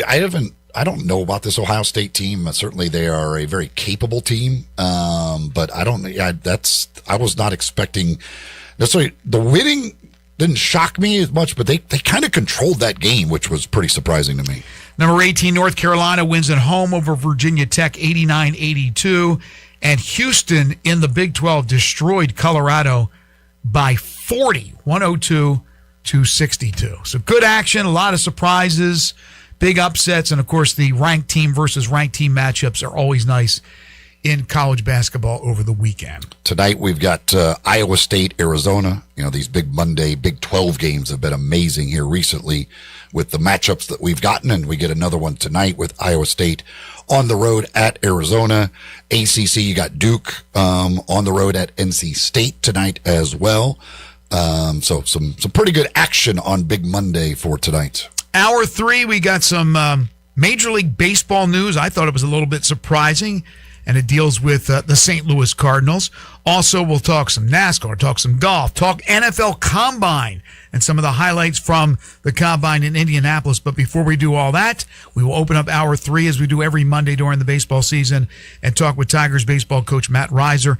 He is next. This is Sports 56 Mornings with Greg and Eli on Real Sports Talk, Sports 56 and 98.5 FM. Let Bryant Dacus and Brett Norsworthy take you home every afternoon. Sports Time on Sports 56. Weekdays from 3 to 6 here on Sports 56 and 98.5 FM. Your home is your best investment, so why not make it the best it can be with help from Gates Lumber? Start with your front door, serving two purposes, curb appeal and security. Gates has solid construction doors built for security, durability, and beauty. See and compare wood, steel, and fiberglass options side by side at Gates Showroom. It's easier to choose when you can see and touch real doors with real assistance from knowledgeable staff helping you choose the right door for your home and budget. So don't just replace your door, upgrade your protection, and Gates Lumber is the right choice. Family owned and operated, serving you for over 100 years with free estimates, free delivery, competitive prices, and quality products. Call 901-942-3201, go to gateslumber.com, or come by their showroom, 1253 South Bellevue Boulevard. Gates Lumber, celebrating over 100 years with a passion for craftsmanship since 1920. Rick's Powder Coating, for a beautiful finish every time. Rick's Powder Coating specializes in automotive, ornamental, residential, and industrial coating. With 2 conveyor lines and the largest batch ovens in the Mid-South, Rick's can accommodate all of your powder coating needs. Locally owned and operated since 2002, Rick's Powder Coating will customize a beautiful finish just for you. Drop by or call to see how Rick's Powder Coating can bring color to your life. 901-367-2771 or rickspowdercoating.com. The wait is finally over. Get ready for the grand opening of the newly remodeled Landers Cadillac of Memphis. You can shop grand opening savings at Landers Cadillac of Memphis, and you'll find there's a special deal on all the remaining new 2024 Escalades. You can get $20,000 in total savings. And they're paying top dollar for trades at Landers Cadillac. See how much you can save with the Landers Easy Pass at CadillacofMemphis.com. And remember, if it doesn't say Landers, you paid too much. Mercedes-Benz Van Center Memphis has serious vans for serious work. At 4430 American Way, they are the Mid-South source for cargo, passenger, crew vans, and custom chassis. Need one or a full fleet? New or used? They've got it with fleet solutions and custom upfits. Certified techs keep you moving with fast maintenance, repairs, and a large parts inventory. Mercedes-Benz Van Center is your Sprinter Van headquarters. 901-237-9302 or sprintervans.com. Mercedes-Benz Van Center Memphis, part of the Tag Truck Center family, driven to keep you on the road. This traffic report brought to you by City Center Liquor, just off Highway 70 in Lakeland. Local, friendly, and always fully stocked. For a 5% discount, tell them Sports 56 sent you. Sports 56 traffic. Good morning, T-Dot's out here helping with a couple of earlier accidents. It's heavier than it was 15-20 minutes ago. Westbound I-40 here as you come past Chambers Chapel, Canada Road. All that traffic still pushing in right now from Fayette County into Shelby County on 40, continuing westbound all the way down to Germantown Road. Hey, St. Jude's Children's Research Hospital is leading the way the world understands, treats, and defeats childhood cancer. If you can help the kids out, just log on to stjude.org. I'm Commander Chuck with your on-time traffic.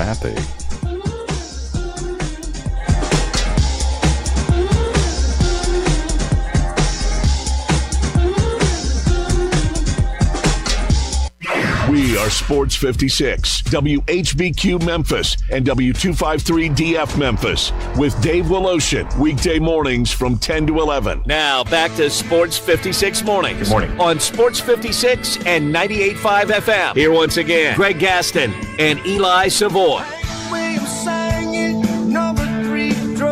Welcome back, everyone. 9:01 the time, hour 3 here on Sports 56 Mornings, the Monday, March 2nd, 2026 edition. Greg Gaston and Eli Savoy, J. Ham with you, broadcasting live and local from the Family Leisure Studios. Family Leisure at 2120 Whitten Road, just north of I-40. They got the floor model spa sale going on right now. When you stop by, say hi to the gang, Lindsay, Billy, or any of the other great folks at Family Leisure. Tell them you heard it here on Sports 56. Right now, got a little light rain falling, 56 degrees. It's going to warm up to about 72, it looks like, today. And then even warmer for later in the week. In fact, by Friday, we're talking about temperatures in the low 80s, 82, 83 degrees. So we'll trade a little moisture here this morning for what should be a fantastic weather week to open up the first week of March. We got lots to get to in hour number 3, but during the college baseball season, every Monday, hour 3, we open up talking to Matt Reiser. It's time to talk University of Memphis baseball with Tigers head coach Matt Reiser. Brought to you by Landers Nissan and Landers Chrysler Dodge Jeep Ram in South Haven. If it doesn't say Landers, you paid too much. Here's Coach Reiser with Greg and Eli. He is the head coach of the Memphis Tigers. He is Matt Reiser. He joins us, as I said, every Monday during the baseball season on Twitter at MattReiser17. Not sure how much he's tweeting right now. Tough week for the Tigers. Tough weekend for the Tigers against Jacksonville State, although the week started out like gangbusters against Little Rock on the road. We'll talk about that in just a second, but First of all, let me introduce Coach Matt Reiser. Hey, yeah, appreciate you guys. Believe it or not, the sun came up and we're on to another week. Obviously we're well aware the season has not got off to the start we kind of thought we would be in, but we knew we'd play a challenging schedule, and so regardless of the way it would come out, right, you come out the first 3 weeks and you're sitting at 8-3 or you're sitting at 3-8, you just gotta be able to handle it one way or the other, and so I think the thing we've hung our hat on in this is we know we've got an older bunch, a little bit more mature bunch than we've had in years past, and it definitely means a lot more to these guys in that locker room and in that dugout for sure. They're wearing it on their sleeve as far as not having success and failing a little bit. But at the end of the day, I think we got the right crew in there, and we got a couple of weeks before we start conference play, and we'll continue to challenge ourselves obviously this week with Ole Miss and Missouri State as well. Well, I think the juju has to change for everybody over there at the University of Memphis. Rough weekend. Yeah, really rough weekend. That's what I was telling you guys before we got on the air there. I'm glad it's raining today. Maybe wash some of the stuff away. Just, man, oh, man, what a rough weekend for Memphis athletics. But, again, here's the resiliency of Memphis, right, and the university itself. And, hey, man, you can count us out and you can dog us all you want, but, we've got coaches and athletes that are going to continue to wear that jersey with pride and go out there and do everything they can in their power to make Memphis proud. So I would expect obviously our team to do that, but the rest of Memphis Athletics to do that this week as well. Well said. You mentioned it on Tuesday. Things got off to a good start for the week. You put up 24 runs on Little Rock, which from a coaching perspective, just from players, games like that's got to be fun when everybody just kind of gets going and the offense is rolling and things are just feeling good. Yeah, 100%. Well, and then the thing is, we've got a lot of guys that are working hard. You can only play 9 at a time, and that's what we talked about in the post game. Is we did a good job of continuing to accelerate the lead, so some other guys get some opportunities, right? Because this is games that you have a chance to find some other maybe pieces as you go along as we progress towards conference play and progress into the deeper in the season. Maybe there's a piece you can find on the bullpen that pitches there late. Maybe you can find a hitter off the bench or maybe a defender off the bench. It gives those guys some of those opportunities to get in there and get those ABs. And so we're just really proud of the guys, right? We'd had a rough weekend the weekend before. We could have hung our head a little bit. We got there after Little Rock, probably took a little bit of the revengeance out, right, from the week before, the 1-run loss that we had at our place, that 12-11 game that we had with Little Rock. So just a good job going up there. Traditionally, we have not played well up there. We've had a couple rough games up there in the last couple years. So all that premise is set. We did a great job of going up there for our first road game of the year and getting after it and obviously putting up the big runs with 24 runs. It's a good team. It's a good club you beat. It's a good bounce back. You lost that slugfest to them the week prior. So you get the week started out well. You're hitting the ball really well. Now you run into the Friday, Saturday, Sunday pitchers for Jacksonville State, which were very, very impressive. So what do you think the story was from the weekend? Yeah, we've got to switch some things up on the weekend, just from a rotation standpoint. And, you look through the lineup and you kind of pick people apart just as far as, hey, man, what's the numbers look like? And there's not like just a glaring, like, oh, man, this guy needs to come out and you put this guy in, type of deal situation. But we got to be better against better arms. Obviously when you face weekend arms, it's going to be a little bit more higher caliber of an arm than what you face in the midweek, right, from that instance. But no slight again to Little Rock. The guy we faced that started for Little Rock started in a Baton Rouge Regional last year as one of their main starters. So again, just don't complicate it. But the Jacksonville State crew, we knew we would have our hands full with their starting pitching. I thought we didn't do a great job of being consistent enough. Also Friday we get off to the terrible start there, and just it makes it for a long game, and so sometimes that plays a bit of impact. But Saturday was better. Saturday we do a little bit better job of the situation. But we end up getting guys in scoring position from the fourth inning on and just have one hit with the guys in scoring position. We're 1 for 15. So we were doing all the hard work and not enjoying the moment of the fun moment of hitting with guys in scoring position. So just collectively as a whole, we finally get the start like we wanted to on Sunday. And then obviously we run into an arm that's 94, 97, that's a left-handed. So again, good at bats early, just not enough there through the game and consistency through the game that we just got to be better at baseball, and it's just point blank. In those, like you mentioned, when you're struggling with guys in scoring position, I think in all three of the games, they scored first. So you're you're digging yourself out of a hole. Like, do you see guys starting to press a little bit? Like, what do you see when guys are at the plate and they're struggling, with guys in scoring position? Yeah, I think, Eli, in all honesty, the collective theme that I started to see a little bit was, man, here we go again, and we've got to stay out of that mentality. Whether it's, hey, man, we're not hitting, or whether we're not pitching, or whatever it may be, just play the game for what it is. Hey, man, it's the first inning, the first pitch. Hey, man, if they hit the I know Sunday they hit the solo home run early.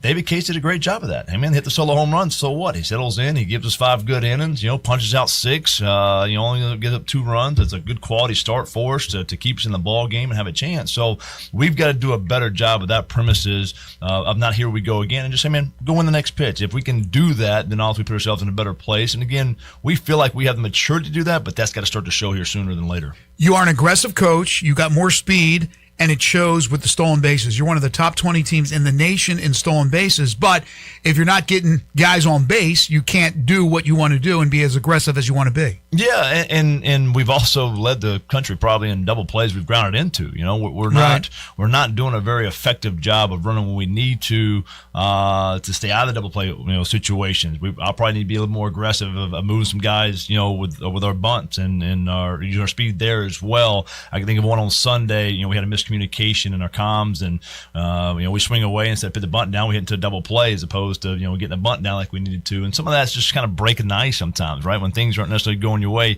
that creates the pressure, that creates some of the action that you need. And again, Jacksonville State's a good club. I mean, we looked up, they threw 9 innings on Friday, didn't walk anybody. We're through 6 innings on Saturday, still hadn't walked anybody. So we played 15 innings of baseball, and it's not because we were swinging at things out the zone, to be honest with you. If our plate zone distance was pretty good, they were just pumping us on with strikes. So in that situation, we've got to be ready to hit. Even to Sunday, I think we ended up walking 5 times. It was all said and done. But even Sunday, the Sunday starters, 94, 97. Hey, man, that kind of stuff starting on Sunday probably throws a lot of balls. I mean, he was through 32 pitches through 3 innings, so he threw a ton of strikes. You got to give them some credit in the same sense as we got to be a little more resilient in it. No matter what level of baseball, you throw strikes, good things usually happen. Look, it's it. I mean, it's the old as time, man. If you can just play catch and throw strikes, you're gonna have a chance to win a lot of ball games. And for us, we've gotten better on the catch. I think our field percentage has gone up. 10 or 12 points in the last week or so. So we're playing better defense. We're not walking a ton of guys outside the one game we had. We walked 11. Maybe that was last week. And so, for the most part, we're throwing strikes, but we're not finishing guys. We got to do a better job of being more convicted and finish some guys off. We're throwing some bad 2-strike pitches. I know, Greg and I, we talked about it a little bit, the 2-out RBIs that they've got, or 2-out runs that we're giving up. It's over 50% of our runs we're giving up are with 2 outs, but I think even to a better stat, probably 60 or 70% of those with 2 strikes. And so we've got to do a better job being a little more convicted and finish some guys off. And in that way, we'll get out some innings a little bit better, a little bit sooner than later. Yeah, to your point, 43 of the 87 runs you've given up, 2 outs in the inning. So that's 49.4%. But your point is, we get them down 2 strikes, we got to make the right pitch. Yeah, we just got to execute the pitch better. I mean, that's the reality of it. I think as far as what we're doing from the setup, the pitch calling standpoint, I think we're doing a good job there. But we've got to do a better job of not just trying to throw a strike with 2 strikes. Go ahead and finish them off. And so we've had this conversation. Coach Robichaux was a really, really fantastic college baseball coach, was a head coach at UL Lafayette for many, many years, passed away a few years ago of a heart attack. But he was one that kind of said the other. Hey, man, you got to be able to throw a ball if we can throw a strike. And you kind of scratch your head and go, what? You got to throw a ball before you throw a strike. Yeah, you got to be able to command it enough that if you want to throw a ball, you can throw a ball, right? And then you can go back to throwing strikes in the zone, because if you get good hitters out, you've got to be able to make them chase stuff outside the zone, because if you throw it all just in the zone, you better have elite stuff to get the whiff inside the zone. We talk about it's called the suck factor is what we call it, right? So we have all these numbers, and it's the whiff percentage in zone. Well, if your whiff percentage is over 20% in zone, that's the suck factor. So you tell me 4 out of 5 that they're going to make contact with inside the zone, you've got to be able to pitch where you want to out of the zone as well to get some chase from that aspect. Well, the thing too, like when you 2-out runs, 2-out rallies, those types of things, like that's just backbreakers. So it's demoralizing because you think you're out of an inning, you're just and they put together those rallies. Those are the backbreaking things. I mean, on the flip side of this, Eli, to commend you on that comment is the fact that we have our last round in BP is called 2-out RBIs. Hey, man, visualize knocking guys in with 2 outs because championship ball clubs lead the country in 2-out RBIs because it is. To your point, it's demoralizing, and I think a lot of this is self-induced. Some of these innings we're giving up 2-out RBIs or runs. We've got 2 outs and nobody on base, and then we want to walk a guy or hit a guy or make an error, right, and extend the inning, and it's like, man. Hey, okay, well, let it just be the one, and that's where we're not doing a very good job of eliminating situations, right? One thing happens, and another bad thing happens, and that's a sign of bad baseball, which we're doing right now. And because not only does it the runs, which are demoralizing, but you also that's more pitches, more times through the order against it's everything. It compounds a lot of ways. 100%, and to your point, it just keeps rolling the top of that lineup back over, right? It gives them more at bats and more opportunity to get to that 5th time through the order at the end of the ball game. And so if we do a better job of getting off the field and having some quick innings, it looks like every time we looked up, and especially this weekend. I mean, again, kudos to Jacksonville State. They played well this weekend. They were well coached. But, man, I'd go and come off third base and go to the restroom, go take a pee, and I come back out and 2 guys on base. I'm like, how is this happening again? Like, holy cow. Hey, Coach, they went walk hit. Like, God almighty, can we just take a deep breath for a second? You're giving them life. You're giving them confidence. 100%. Not that they're going to, just say, oh, the hell, we won't even take that 3rd out. But once you get down 2 outs, you're thinking, okay,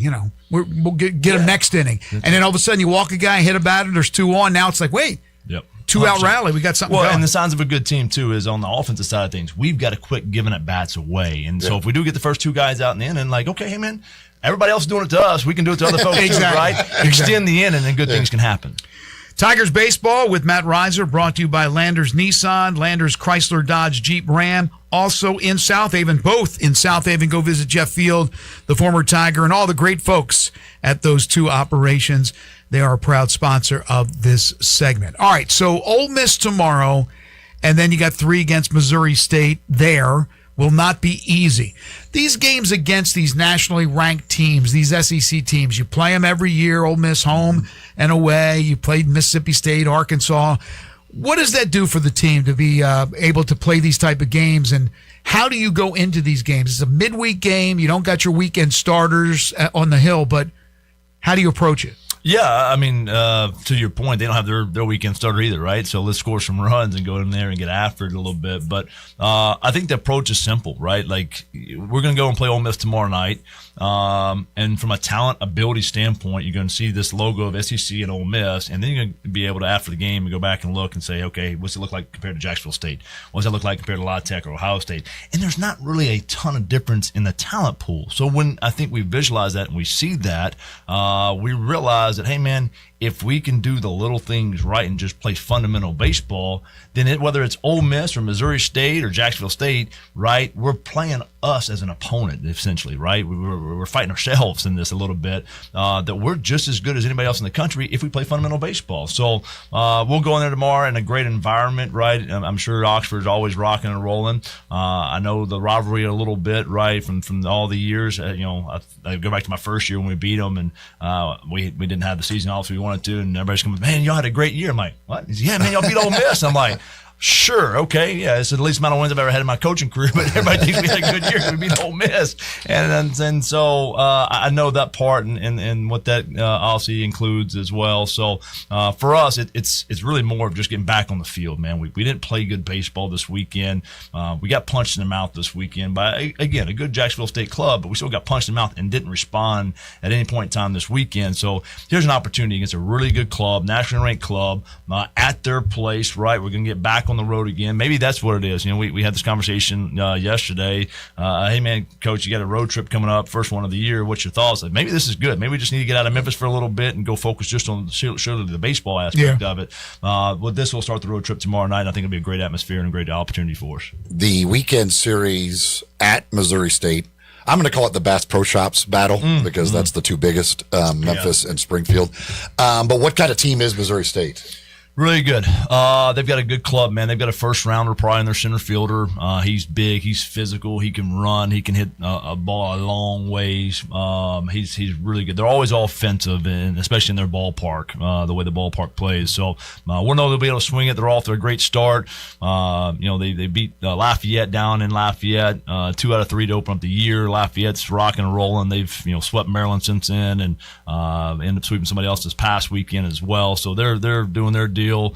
Then they went to Ole Miss. They didn't win at Ole Miss. They had 3 really tight games and played them really, really well. And also we know those guys well over in Oxford, Clem and Laugh and that bunch. And so we had obviously a little conversation beforehand. Goes, hey man, that's a real club. Like that's you guys got to play well. Like, and so again, that's the way the schedule was kind of set up for us, right? But again, it's a chance for us to go make some noise. We're going to kind of adjust some things from a rotation standpoint. When things aren't going well, maybe move a couple pieces and get the juju going in that direction too. So again, it'll come down to us, right? Again, whether we're playing Ole Miss or Missouri State, if we can get back to playing good baseball, we're going to have a lot of success this week. And so we'll look forward to that challenge and opportunity, obviously, in Missouri. And my number one thing is that I'm so excited about is it's not going to be cold. We're going to have good, decent weather out there. So my worry when we put this on the schedule, I'm thinking in my head, man, we're going to Missouri in March. Man, it's going to be 35 degrees. It's going to suck. No, it's going to be good baseball weather. We'll be able to get up there and compete against a good club in Missouri State. It's always a crapshoot when you schedule. I'm telling you, man. Cities like that, areas like that. I told Alice, hey, man, we got first 3 weekends at home, man. If this is all snow, we might not play here until April. Got to find more of these college programs to build domes. Got to get more domes in college baseball. I tell you what, the amount of money some of these schools have, they might need to start thinking about that for sure. Before I ask you for your pitcher of the week and your hitter of the week, I forgot to ask you this last week, but we had a hitter who had 3 grand slams in the same game. I don't know if you saw that note from, and I forget what team. Do you remember what team it was, Eli? A couple weeks ago. It was the opening day kid from Baylor. Yeah, Baylor. Yeah. Hits 3 grand slams in one game. My question to you is, what's the greatest feat, individual feat, that you have ever witnessed as either a coach or a player in a 9-inning, well, it could be an extra inning game, but in a game? Man, I don't know. I mean, was there ever a perfect game you were involved in? A 4-homer game, anything like that? I've been a part of a no-hitter. I've had an arm that threw a no-hitter on a Sunday one time, and that was obviously a cool experience to see that young man accomplish that feat. We had a no-hitter thrown against us in 2020 during the COVID year. I'm glad that warrior was kind of wiped away. But, I mean, the thing that when you talk about just unbelievable feats I always go back to, and this is my playing days, was Marshall McDougal. I think he hit 6 home runs and had 16 RBIs or something like that. Hit for the cycle home run was when they played Maryland back in the day. And so if you'll go back and watch the old footage of it, they're playing at Maryland and it's a chain link fence out there. I know the stadium. I used to call play-by-play for the college radio station. But I always think about Marshall McDougal, Florida State, 6 home runs, 16. So I didn't firsthand witness that, but I remember always seeing the film of it. So the greatest feat always sticks out in my head as that being the one. So he had a solo homer, 2-run, 3-run, and a grand slam in the same game? Oh, yeah. Had the cycle. Damn. So if you're coaching against a guy who's already hit 2 grand slams in the game and he comes up with the bases loaded again, are you pitching to him? Depends on what the ball game looks like, right? If it's kind of out of hand, I'm kind of impressed. Let's see if you can do a third time, right? If it's a tight when you do the Barry Bonds treatment, say, hey man, go ahead and put him on. We'll play for 1 instead of 4. And you know what happens after the game? Coach Reiser, why did you pitch to that? Because a lot of people look at it like, what are the chances he's going to hit a 3rd grand slam? Like, pitch to him. He's not going to hit a 3rd. Maybe he will. It's a lose-lose situation, right? If I don't pitch to him, I'm chicken. If I do pitch to him, I'm an idiot. Whatever. Exactly. Okay, your pitcher of the week, your hitter of the week. Yeah, I mean, pitcher of the week I think is pretty simple, man. David Case gave us the start we needed there on Sunday to obviously salvage one of the games there against a good Jacksonville State club. So I thought he did a really good job, not only what he did execution-wise, pitch-wise, but just his aptitude and what he was able to do. And again, just handled the moment, right? Gives up a solo home run, lead off the game, gives a quality start after that with 6 punch-outs. David Case would definitely be my pitcher of the week. Hitter of the week, I'm going to go with Webb Watson. Had a couple home runs this week. Had another game, I think he was only 0 for 1, but ended up having a couple of walks and really good at bats for us. The redshirt freshman's been really good for us out of Little Rock. So to see his homecoming back into Little Rock, hit that grand slam off those guys, and obviously have a good game there. And obviously this weekend, he hit the 2-run home run to kind of pitch back in the ball game against Jacksonville State. So that'll be my hitter of the week as well. Again, the Tigers tomorrow night in Oxford to take on the Ole Miss Rebels. Then this weekend in Springfield, Missouri, they'll take on Missouri State for a series starting on Friday. It's the Tiger Baseball Report with Coach Matt Reiser, brought to you by Landers Nissan in South Haven and Landers Chrysler Dodge Jeep and Ram, also in South Haven, Mississippi. Thank you, Coach. Thank you, guys. Appreciate it. We'll take a timeout. You're tuned in to Sports 56 Mornings with Greg and Eli on Real Sports Talk, Sports 56, 98.5 FM. Sports 56 and 98.5 FM. Available locally on your radio dial as well as around the world online at sports56whbq.com. Take us with you everywhere by downloading the Sports 56 app. And at home, just say, Alexa, play Sports 56. Wherever you are, it's easy to stay tuned to Sports 56 and 98.5 FM. Tiger fans, knock it out of the park at Landers Chrysler Dodge Jeep Ram in South Haven, #1 in Memphis. Proud to support Memphis Tigers baseball all season long. It's Truck Month with big savings on new Ram trucks with America's best full-size truck powertrain limited warranty. 10-year, 100,000 miles. Score your deal online with the Landers Easy Pass at LandersDodge.com. Remember, if it doesn't say Landers, you paid too much. Based on 2025 Memphis Metro CDJR new car retail sales. Landers Nissan in South Haven says new Rogues, 0% APR available. Are you listening? 0% or get payment relief. Only $199 a month lease. It's Landers Truck Month. Don't miss our biggest truck and SUV sale of the year. Visit LandersNissan.com. Remember, if it doesn't say Landers, you paid too much. With approved credit to Nissan Motor Acceptance Corporation. Stock number 26N0084. Sale price $32,500. 39-month lease. $46.99 plus tax, title, and license fees due at signing. Total payment equals $77.61. Zero security deposit. Mileage charge of 0.25 cents per mile over 10,000 miles a year. See deal for complete details. Offer ends 3/2/26. It's a new year, and it's the first new sale at Family Leisure. It's the floor model sale happening now. Family Leisure has deep, like diving deep discounts on over 100 display models and in-stock hot tubs, swim spas, even those cold plunges. How deep are these discounts? I'm not allowed to say. So if you've been putting off getting a new spa, then right now is the best time to buy. Here's one price I can let loose. You can get a spa as low as $99 a month. Plus, you can get over $1,000 in upgrades with every spa purchased. One other special deal, you can get an $8,000 spa for only $159 a month. And you know what? Family Leisure is going to throw in some LED lights and waterfalls on most models. Room's got to be made, and so do the deals at Family Leisure, Whitten Road and I-40, where family and fun come together. Unlock your new go-to spot, Codes Dispensary in Steele, Missouri, just over an hour from Memphis. When you're ready for a legal, reliable option, they're right up the road. Explore the full menu of top-shelf products in-store and online. Short on time? Order ahead and cruise through the drive-thru for a quick pickup. Stack rewards while you stock up with Club Codes. Earn points for every dollar spent. Codes Dispensary, now open in Steele, Missouri. Supreme cannabis that's worth the drive. Learn more at CodesDispensary.com. That's CodesDispensary.com. Now back to Sports 56 Mornings. Good morning. On Sports 56 and 98.5 FM. Here once again, Greg Gaston and Eli Savoy. Welcome back, 9:26 the time.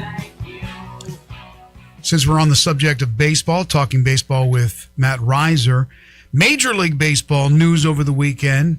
This one surprised me, to say the least. Cardinals signed manager Ollie Marmol to a 2-year contract extension. Includes a club option for the 2029 season. 78-84 this past year, 4th place in the NL Central. They haven't gone to the postseason in the last 3 seasons. I thought Marmol was a candidate to be fired, and now he gets an extension. Yeah, they obviously believe he's the guy for the to lead them through this rebuild, and I guess not blaming him for the last couple of years. That was more roster, I guess, driven, they believe. So they're at least based on this, believe that he's the man for what could be a few rough years coming up here for the Cardinals. Yeah, I mean, it's going to be, I would think. I mean, you never know. It's baseball. Crazier things have happened, but they've traded away basically all their studs. So I can't imagine it's going to be great. And like you said, that's a commitment to him to be able to manage them through these lean years. But then you'll look at the total to be, how many years is it now for him? 3? I'm not sure what this was or what this will be for him. Okay, but you're talking about when the rebuild hopefully is only a year. You never know, but by the end of this contract, how about if it's a couple of lean years added to what's already been a lean period of time for him as the skipper? You're talking about, 5-6 years. I don't know. I'm very curious about that move. From the NFL Combine, wrapped up yesterday. I don't know if you're a soothsayer. You didn't say this exactly, but you talked to, when we had Joe DeLeon from Indianapolis on Friday, you brought up Taylon Green, who obviously is a little bit of a freak at 6'5" and an athlete. The Arkansas quarterback who had some good games, lost to Memphis, in Memphis at Simmons Bank Liberty Stadium. Well, on Saturday, he set 3 records at the Combine for quarterbacks. A 4.36 in the 40. 4.36 in the 40. Think about that. As tall as he is, 43.5-inch vertical, 11.2 on the broad jump. All 3, again, quarterback records at the Combine. What will this do for Taylon Green? Because you know there's going to be a team or two out there that just fell in love with those numbers. Yeah, I mean, that's why I brought him up with Joe. Like, he's a freak in a lot of ways, and you'd figure that the Combine was going to be the setting to show that freakness because just those types of drills are great for it. Plus the measurables of his height, everything else. Like, he fits a lot of what teams are looking for in a quarterback now with his athletic ability, plus the big arm, plus the size, everything else. You know, I don't know where this all and where he ends up, but I think he's a very interesting prospect to, if you're like, okay, we could get him in. He's got the arm, he's got the size, he's got the ability. Maybe if we can, get our hands on him and work a little bit, he might be something that we can mold into a big time quarterback. Speaking of quarterbacks, there were scouts that were very impressed with Drew Aller from Penn State. Several months removed from a broken ankle, that he was throwing the ball really well. Ty Simpson did a real nice job. What did you think of the quarterbacks from what you heard in Indianapolis? Well, I mean, Aller, again, you go back to before the year, he was thought of as being one of the top guys, and same thing with like a Nussmeier at LSU. Like, these were supposed to be the guys this year. It didn't work out. For Allard, the injury, Nussmeier the same. So it ended up being a horrendous year, and you kind of forget about those. But, I mean, there's still a lot of ability there for those guys. There's a reason they were thought of as highly as they were going into the year.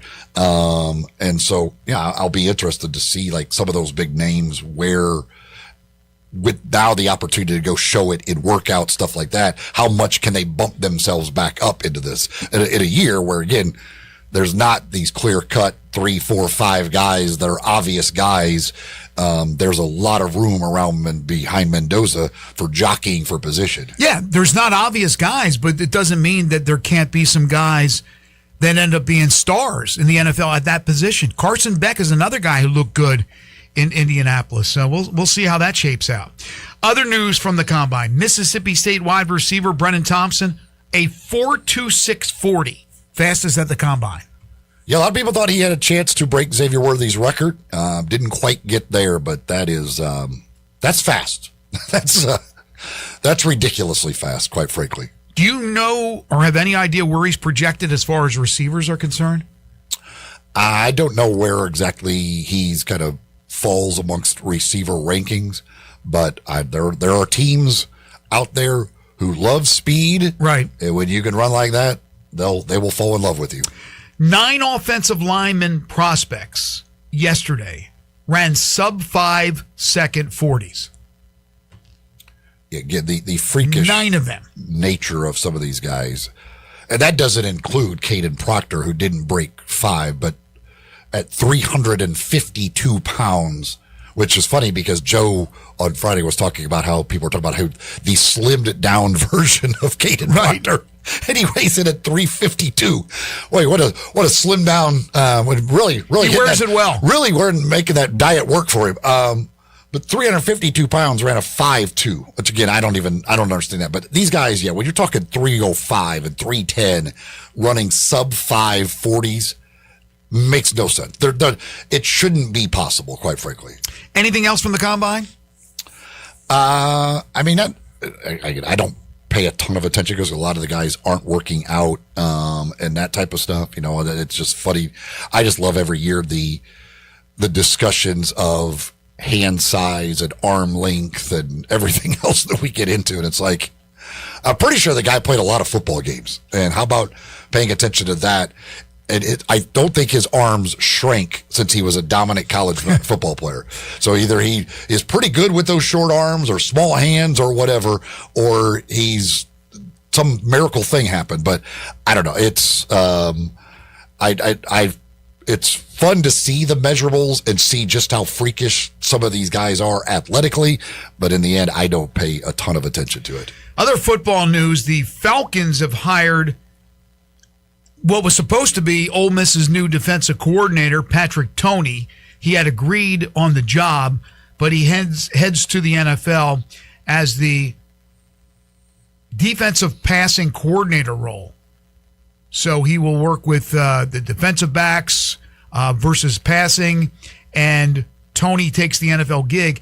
Now, let's get this straight. Pete Golding calls the plays. So that's not a big deal. They just got to get another name in there, I assume, as with the designation of defensive coordinator. But Pete Golding's the guy. So, you're not going to miss what you really didn't have. He committed, but never went to Ole Miss. Patrick Toney on the move to the National Football League. Well, the Falcons also had the move to dismiss LaTroy Lewis from their defensive staff because of the sexual assault allegation from his time when he was at Michigan, of all places. Of course. I mean, what in the world has been going on in Michigan, for goodness sake? I mean, and then the Sharon Moore part of the story where, like, the girl went to Moore and told him, he's like, there's nothing I can do. And then she claims that, like, then Moore tried to have a relationship with her. Like, dude, that Michigan was an absolute train wreck of a program. That dude can't keep it in the pants, man. Yeah, if there's a problem in Michigan, it usually has something to do with some kind of sexual assault or thing. And then with Georgia, of course, we know what it is. It's or blatant cheating. Or blatant Michigan has everything. Michigan has everything. They've got blatant cheating. They've got sexual assault. Yeah, they got it all. They're like the dude on Saturday Night Live. What was the guy? Bill Hader. Remember, he says they got everything. They got this, and that. But yeah, Atlanta. I mean, not Atlanta, but Georgia. It's going to be something with vehicular, some kind of speeding or some sort of thing like that. Josh Heupel, the head coach of the Tennessee Volunteers, tells On3 Sports that he prefers a 24-team playoff format. He said the way college football is constantly changing, that probably makes the most sense.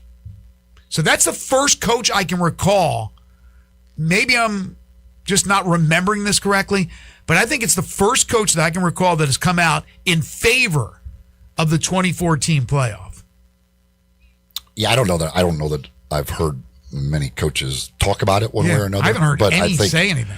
I could see where coaches in the idea of the 24, basically just 24 at-larges, though without automatic bids, all that stuff, where they would be in support of that because more opportunities to get your team in the playoffs. All I got to do is get my team into the top 24 in the nation, especially if you're a place like Tennessee or wherever, like us getting into the top 24 like that, we should be able to do that. And so, yes, if I can year after year say that I take my team to the playoff, that only looks good for me.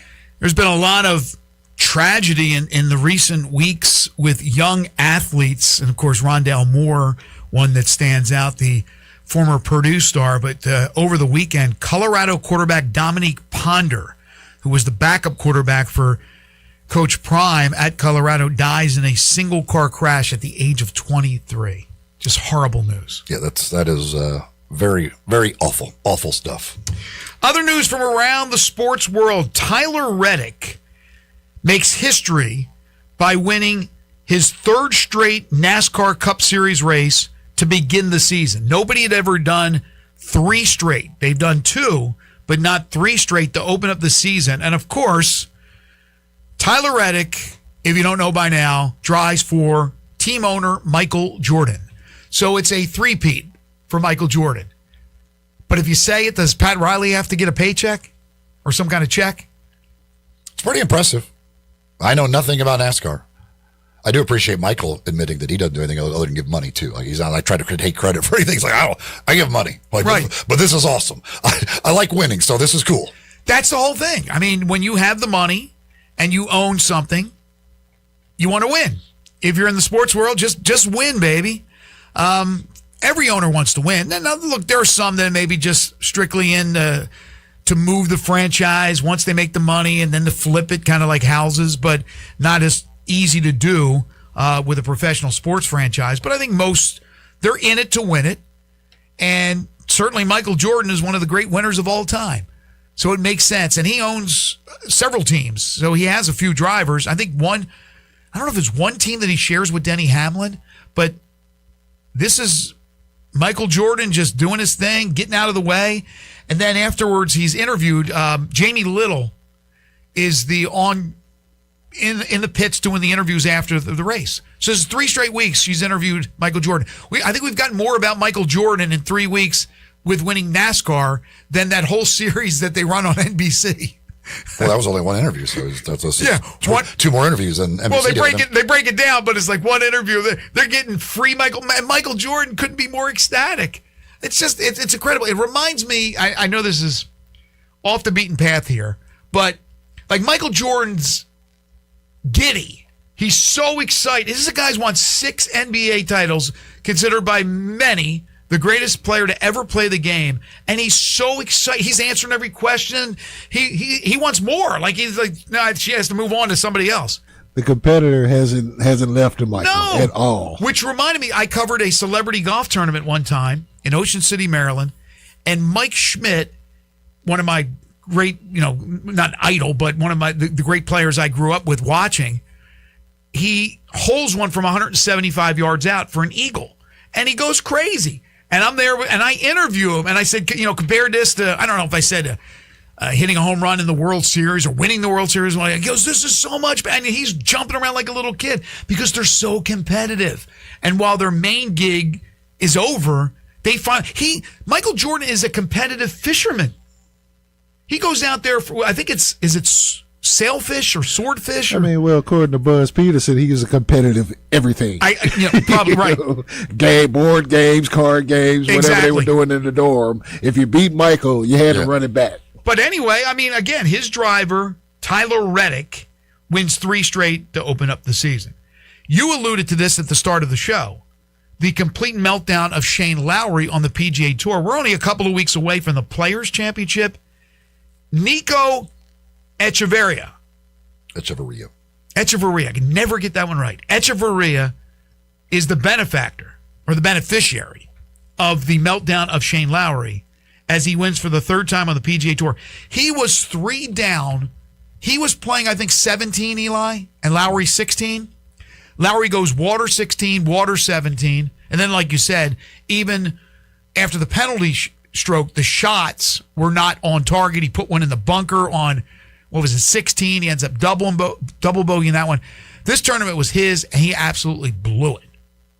Yeah, again, that's ironed in hand off of 2 tees in a row where 16, he literally, they showed it. He was 25 yards right of the right edge of the fairway, which he's not even at the right edge of the fairway. So he literally, with an iron off that tee, missed his target by probably 35 yards to the right. Those guys with an iron should never miss. No. Like that. And then to step over to 17 and do it again, because that was, that was like the guy a couple groups ahead. He almost went right of the water on 17. Like that thing never, ever had a chance to being dry. It's 2 of the worst shots you could ever possibly imagine. And for a guy who had been in control all day long, now he did have he topped a drive early in the round with his driver, but after number 9, he was in complete control of his golf game. Looked like there was nothing whatsoever. This was a coronation. He's walking to the title, and to step up and hit that shot on 16 it just doesn't even make sense how that can possibly happen. And look, he's rich. He's a very successful golfer, so he has a lot of money. But he's got $1.7 million in hand for that win. He ends up in a 3-way tie for second, and he makes $726,000. We should all be so lucky. But the point is, again, he left $1 million on the table. A victory, more importantly for him, but he also left $1 million on the table. Now he's got to turn around and bounce back. He's playing at the Arnold Palmer, and then he's playing in the Players. Well, I mean, again, the money doesn't matter, but he is a guy who's had a lot of trouble on Sundays with the lead.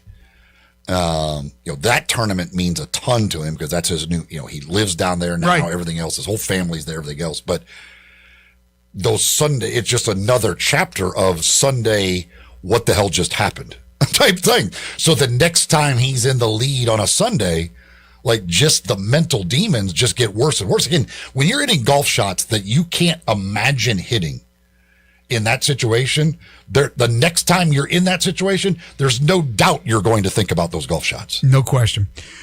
All right, we'll take a time out. Do want to tell you about Corky's. Corky's Ribs and Barbecue for lunch, for dinner today. Think lunch, think Corky's. Think dinner, think Corky's for the family. Bring it home for dinner tonight. Or if you just want to stop by for lunch or dinner, you can do so. 4 locations: Poplar Avenue in Memphis, Poplar Avenue in Collierville, Germantown Parkway in Cordova, and Goodman Road in Olive Branch. The Q, the ribs, the barbecue nachos, delicious sausage and cheese plate to open up things, right? That's your appetizer. You can go a bunch of different ways. The tamales are outstanding. They have an award-winning catfish plate. They have burgers that are terrific. Salads. I had a salad there last week to go along with a fried bologna sandwich, which I absolutely love. Just all good food, and they've been doing it for 40 years. They've been catering that entire time as well. So you got an event coming up, no matter how large it is, they can do it for you at Corky's. They can cater that for you. Again, 40 years serving Memphians, Mid-Southerners, and people all around the country because you can have this great barbecue delivered anywhere. Dine in, go through the drive-thru, no contact, have the services deliver, or have Corky's deliver. They could do that at a set price at $3.99 for delivery. Corky's Ribs and Barbecue, open for lunch and dinner 7 days a week. We're going to talk some NBA when we return. This is Sports 56 Mornings with Greg and Eli on Real Sports Talk, Sports 56 and 98.5 FM. Did you miss your favorite Sports 56 show? No! Check out the podcast, broken down hourly at sports56whbq.com or wherever you get your podcasts. Be sure to like and subscribe. Never miss any Sports 56 show again with our podcasts available daily from Sports 56 and 98.5 FM. Rick's Powder Coating for a beautiful finish every time. Rick's Powder Coating specializes in automotive, ornamental, residential, and industrial coating. With 2 conveyor lines and the largest batch ovens in the Mid-South, Rick's can accommodate all of your powder coating needs. Locally owned and operated since 2002, Rick's Powder Coating will customize a beautiful finish just for you. Drop by or call to see how Rick's Powder Coating can bring color to your life. 901-367-2771 or rickspowdercoating.com. Napa Cafe celebrates 28 years in 2026. Hi, I'm Glenda Hastings, owner of Napa Cafe, and I want to thank you for making us part of your dining experiences. Treat yourself tonight with a delightful dinner. Maybe start with an appetizer like our baked sweet piquilla peppers stuffed with goat cheese and mozzarella, finished with basil pistou, and move on to one of our cozy dishes like the double chocolate stout braised boneless beef short ribs with tonkatsu sauce and creamy mashed potatoes. Or a fresh seafood dish like our pan-roasted ginger-buttered sea bass with cilantro soy vinaigrette. I get hungry just talking about it. Don't forget about dessert, our famous sweet buttermilk pie with brown sugar sauce, or drink your dessert with one of our signature dessert cocktails like the lemon cheesecake martini, lemony, icy, frothy, and dusted with graham cracker crumbs. Napa Cafe, open Wednesday through Saturday for dinner starting at 5 o'clock. For reservations, visit our website at napacafe.com. We can't wait to serve you. Come join in and celebrate 28 years of Napa Cafe in 2026. Jane Dawson did something smart. She saved hundreds on auto insurance switching to Progressive. With the money she saved, she got herself a pricey bird feeder with an ultra-high-def camera. Should Jane have just bought a regular bird feeder? Yes. Is it hard for her to admire nature when the camera doubles as the bird's potty? Also, yes. But it's Jane's savings, and if she wants to spend her time watching the digestive habits of the white-breasted nuthatch, we say you go, girl. Switch and see if you could save with Progressive and treat yourself. Progressive Casualty Insurance Company and Affiliates. Tito's Handmade Vodka is America's favorite vodka for a reason. From the first legal distillery in Texas, Tito's is 6 times distilled till it's just right and naturally gluten-free, making it a high-quality spirit that mixes with just about anything. From the smoothest martinis to the best Bloody Marys, Tito's is known for giving back, teaming up with nonprofits to serve its communities and do good for dogs. Make your next cocktail with Tito's. Distilled and bottled by 5th Generation Incorporated, Austin, Texas. 40% alcohol by volume. Savor responsibly. Now back to Sports 56 Mornings. Good morning! On Sports 56 and 98.5 FM. Here once again, Greg Gaston and Eli Savoy. You know, the thing that on the golf, the part that made me mad is I had bet Nico Echeverria to be the first round leader in the tournament, and he lost that by 1 stroke. But I didn't bet him for the overall tournament. So, and he was like plus 6,600 to win the tournament. Oh, geez. But I bet him first round leader, and then his first round, he birdied his 18th hole to tie for the lead, and then the Smotherman dude birdied 18 as well to go back 1 stroke ahead of him. So, although I do give John Varlas, shout out to your guy, Nikolai Højgaard, who with his great weekend, but great round yesterday as well. I had him top 10, and he did get into the top 10. So good for Nikolai Højgaard, winning me some money this weekend. Both of the Højgaards were in that tournament. So was Brooks Koepka, and he putted the ball a lot better, except when I was watching the 18th hole, he missed the birdie putt. But he ended up shooting, I think, 66, 65, maybe 65. And so Brooks has had a few under his belt now, getting ready for the Players' Championship coming up in a couple of weeks. All right, NBA over the weekend. Friday night, J-Ham, we had Denver and Oklahoma City. That got testy. Nikola Jokic did not like what Lou Dort did. I didn't see it. He retaliated. What about you? What say you about the incident? Dirty move by Lou. Wasn't cool at all. I mean, game's going to be physical. I can understand that, but to just body check a dude in the knee where he's been injured, it's a little. He tripped him. Like, he purposely tripped him, and that's like the thing that like the Oklahoma City people acting like they were shocked that would be called a flagrant 2 is beyond. Like, you can't just you can't stick your leg out and trip a guy running down the floor. Yeah. Like, it's just a blatant dirty play. Right. And Jokic's eyes. Oh my goodness. Oh, I say that was for a meme. I had to. He was ready to kill somebody. I think Jalen Williams was really regretting his decision to step in there. Jalen Williams is a big boy. I think he was like, when he saw those eyes, was like, okay, I probably should have let Lude handle this one by himself. And he probably really diffused it, though. In the end, he really probably diffused. He probably was the one that actually calmed Joker down. Dort immediately gets out of there. Like, that's what I hate. You do the stupid little dirty trip, and then you get the heck out of there. He gave the shock jump up and down like, what? I can't believe that. And then it's like, oh, hey. I'm going to assume that Jokic's brother was not at the game because Lou Dort would be dead. They showed his brother. He was there? He was there. How did he not? I mean, that guy, first of all, that guy dwarfs Jokic. Right. Think about that. I thought that guy would kill then Lou Dort. This is why the Morris twins' mom told you, look, y'all, sit down. Don't bother these people, okay? Leave these people alone. I don't know about Jokic's brother, man. He's on his own timeline. Those eyes were the eyes of a man ready to kill somebody. Like, that was, I will kill you right now on this court. It took me back to the Teen Wolf movie where he was trying to buy the beer, and the guy in his eyes just turned into the little wolf like, I need a keg of beer. Jokic does not mind playing physical as hell, but you play dirty. I like what he said afterward, though. He also, which I don't agree with, but he said, I shouldn't have reacted that way. So he brought it back. Yeah, that's what I'm like, yes, you should have, but I like what you're doing. You like, I can play rough, I can play physical, but I should be able to keep my composure. I agree with you going off, though. Yeah, again, when you've been injured, and then a guy just trips you and does that, I could see you like, in that moment, you're gonna lose. Because he could have easily been re-injured. It was kind of like the Tari Eason play with Vince Williams. It was like unnecessary. You just body check the man. He's going down the court. You send his body completely the other way, and his knee buckles. And some people saying that was a flop. I'm like, no, that's not a flop. The guy was going one way. When you're not ready for a guy to just shove you, like you're gonna be off balance. Right. But it's funny because then Was it yesterday that Denver played again and Valanciunas got into it with Bones Highland? I don't know dude, these are not the guys on Denver to fight. They're the two biggest dudes, and both are scary as hell. Don't mess with Jokic and Valanciunas. If they're from war-torn areas, leave them alone. Yeah, I remember seeing Valanciunas one night downtown after a game when he was here with dudes in a booth that I was like, yeah, those guys.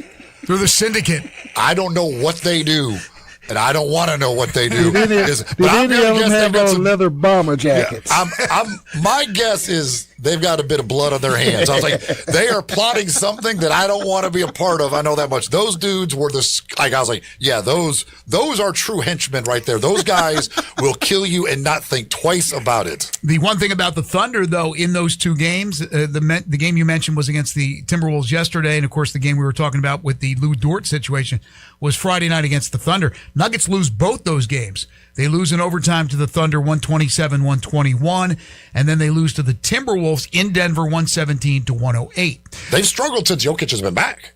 Like they're like I think 4-8 over their last 12, something like that. That's hard to believe. They are struggling right now. Still without Aaron Gordon too. Yeah. So yeah, and they need as long as Murray's in there, I still like their chances, but Gordon gives them a three-headed monster. The Pistons and the Cavaliers Friday night, I thought that was another possible Eastern Conference Championship Series preview. Maybe, maybe not. Pistons won that game 122-119 over the Cavs in overtime. But James Harden came back on Sunday playing with the broken thumb, and the Cavaliers win their game 106-102. Harden goes for 22 points. So playing with the broken thumb looks like that's the way it's going to be the rest of the season into the postseason for Harden. What about the Knicks? The Knicks finally come through. They get a big win over the Spurs, and they beat them up by 25 yesterday. Yeah, it was one of those where the Spurs was coming off that high month, and they hadn't played at home, I think, since February 7th because of the rodeo road trip. They had a great run, but it's time for them to go ahead and get back home. Yeah, that was an 11-game winning streak for the Spurs. My God. Perfect February. That's unbelievable. Doing that, like you said, with the rodeo trip. Mikal Bridges at 25. Jalen Brunson had 24 for the New York Knicks. Anything else, guys, from the NBA? Looks like Curry's going to be out for a little bit longer for the Warriors. He's going to miss 5 more games. If you're just tuning in, and of course you probably heard it over the weekend about Zach Edey. We talked about that earlier. To have another surgery on his ankle. The Grizzlies win 2 over the weekend, winning Friday night against Dallas on the road and come back and win on the road against Sunday against Indiana. Grizzlies will play tomorrow night in Minnesota before they will host the Trailblazers on Wednesday. So again, I mentioned they're 4.5 behind the Trailblazers. They're not trying to get to the play-in. They're trying to lose, I think. Players aren't trying to lose. But Portland's been struggling of late. That's a game right there. You win that game, now all of a sudden you're 3.5, depending on what else happens the rest of the week. Just saying, don't win too much. Be careful now, Grizzlies. Be careful. Play hard, but don't play too hard. Absolutely. Absolutely. Hey, we got Taj Gibson waiting in the wings to make sure things are in order. I don't know when he's going to be in uniform, but he was a nice sweater on last night. Penny may need to use Taj Gibson for his next couple, get some rebounds or something. That's one thing they could use is somebody to actually get a rebound, especially a big that could actually get a rebound. And then finally, certainly some scary news with everything that's going on in the Middle East. You probably saw Dawn Staley talk about her former players playing professionally in Israel. You have tennis players that are somewhere. I think Medvedev can't get back to the States. He is in Dubai having a tough time trying to leave there with the widespread travel shutdown. So it's obviously a big mess, and we certainly feel for all those athletes and regular layman people that are there as well for whatever, maybe even on vacation in the Middle East, and all of a sudden this what looks like a war has broken out. And especially for our young ladies that play basketball over there, I'm glad that they now have an alternative here on the home soil, like Unrivaled and Athletes Unlimited, that can keep them on their own turf and they be able to compete. Unrivaled playoffs started this weekend. They were great. They continue tonight. They're at the Barclays Center, and they're just continuing to grow that sport. Yeah, now they got to figure out how to get some labor negotiations settled between the WNBA and the WNBA owners. All right, that's going to do it for us today. Busy show. We thank you for your calls, your texts. We always appreciate that. Thanks to Matt Reiser for joining us on the show. We're back tomorrow starting at 7 a.m. We'll have Humdinger's Trivia. Blake Topmeyer will join us to talk some college football, maybe some combine as well. Always working on a few other guests as well for the show tomorrow. Waldo and Friends on Sports 56 is coming up next. I'm sure I'll have a lot more to talk about with the Tigers after their loss at East Carolina. For Eli Savoy, for Jay Ham, I'm Greg Gaston. Have a great Monday, everybody.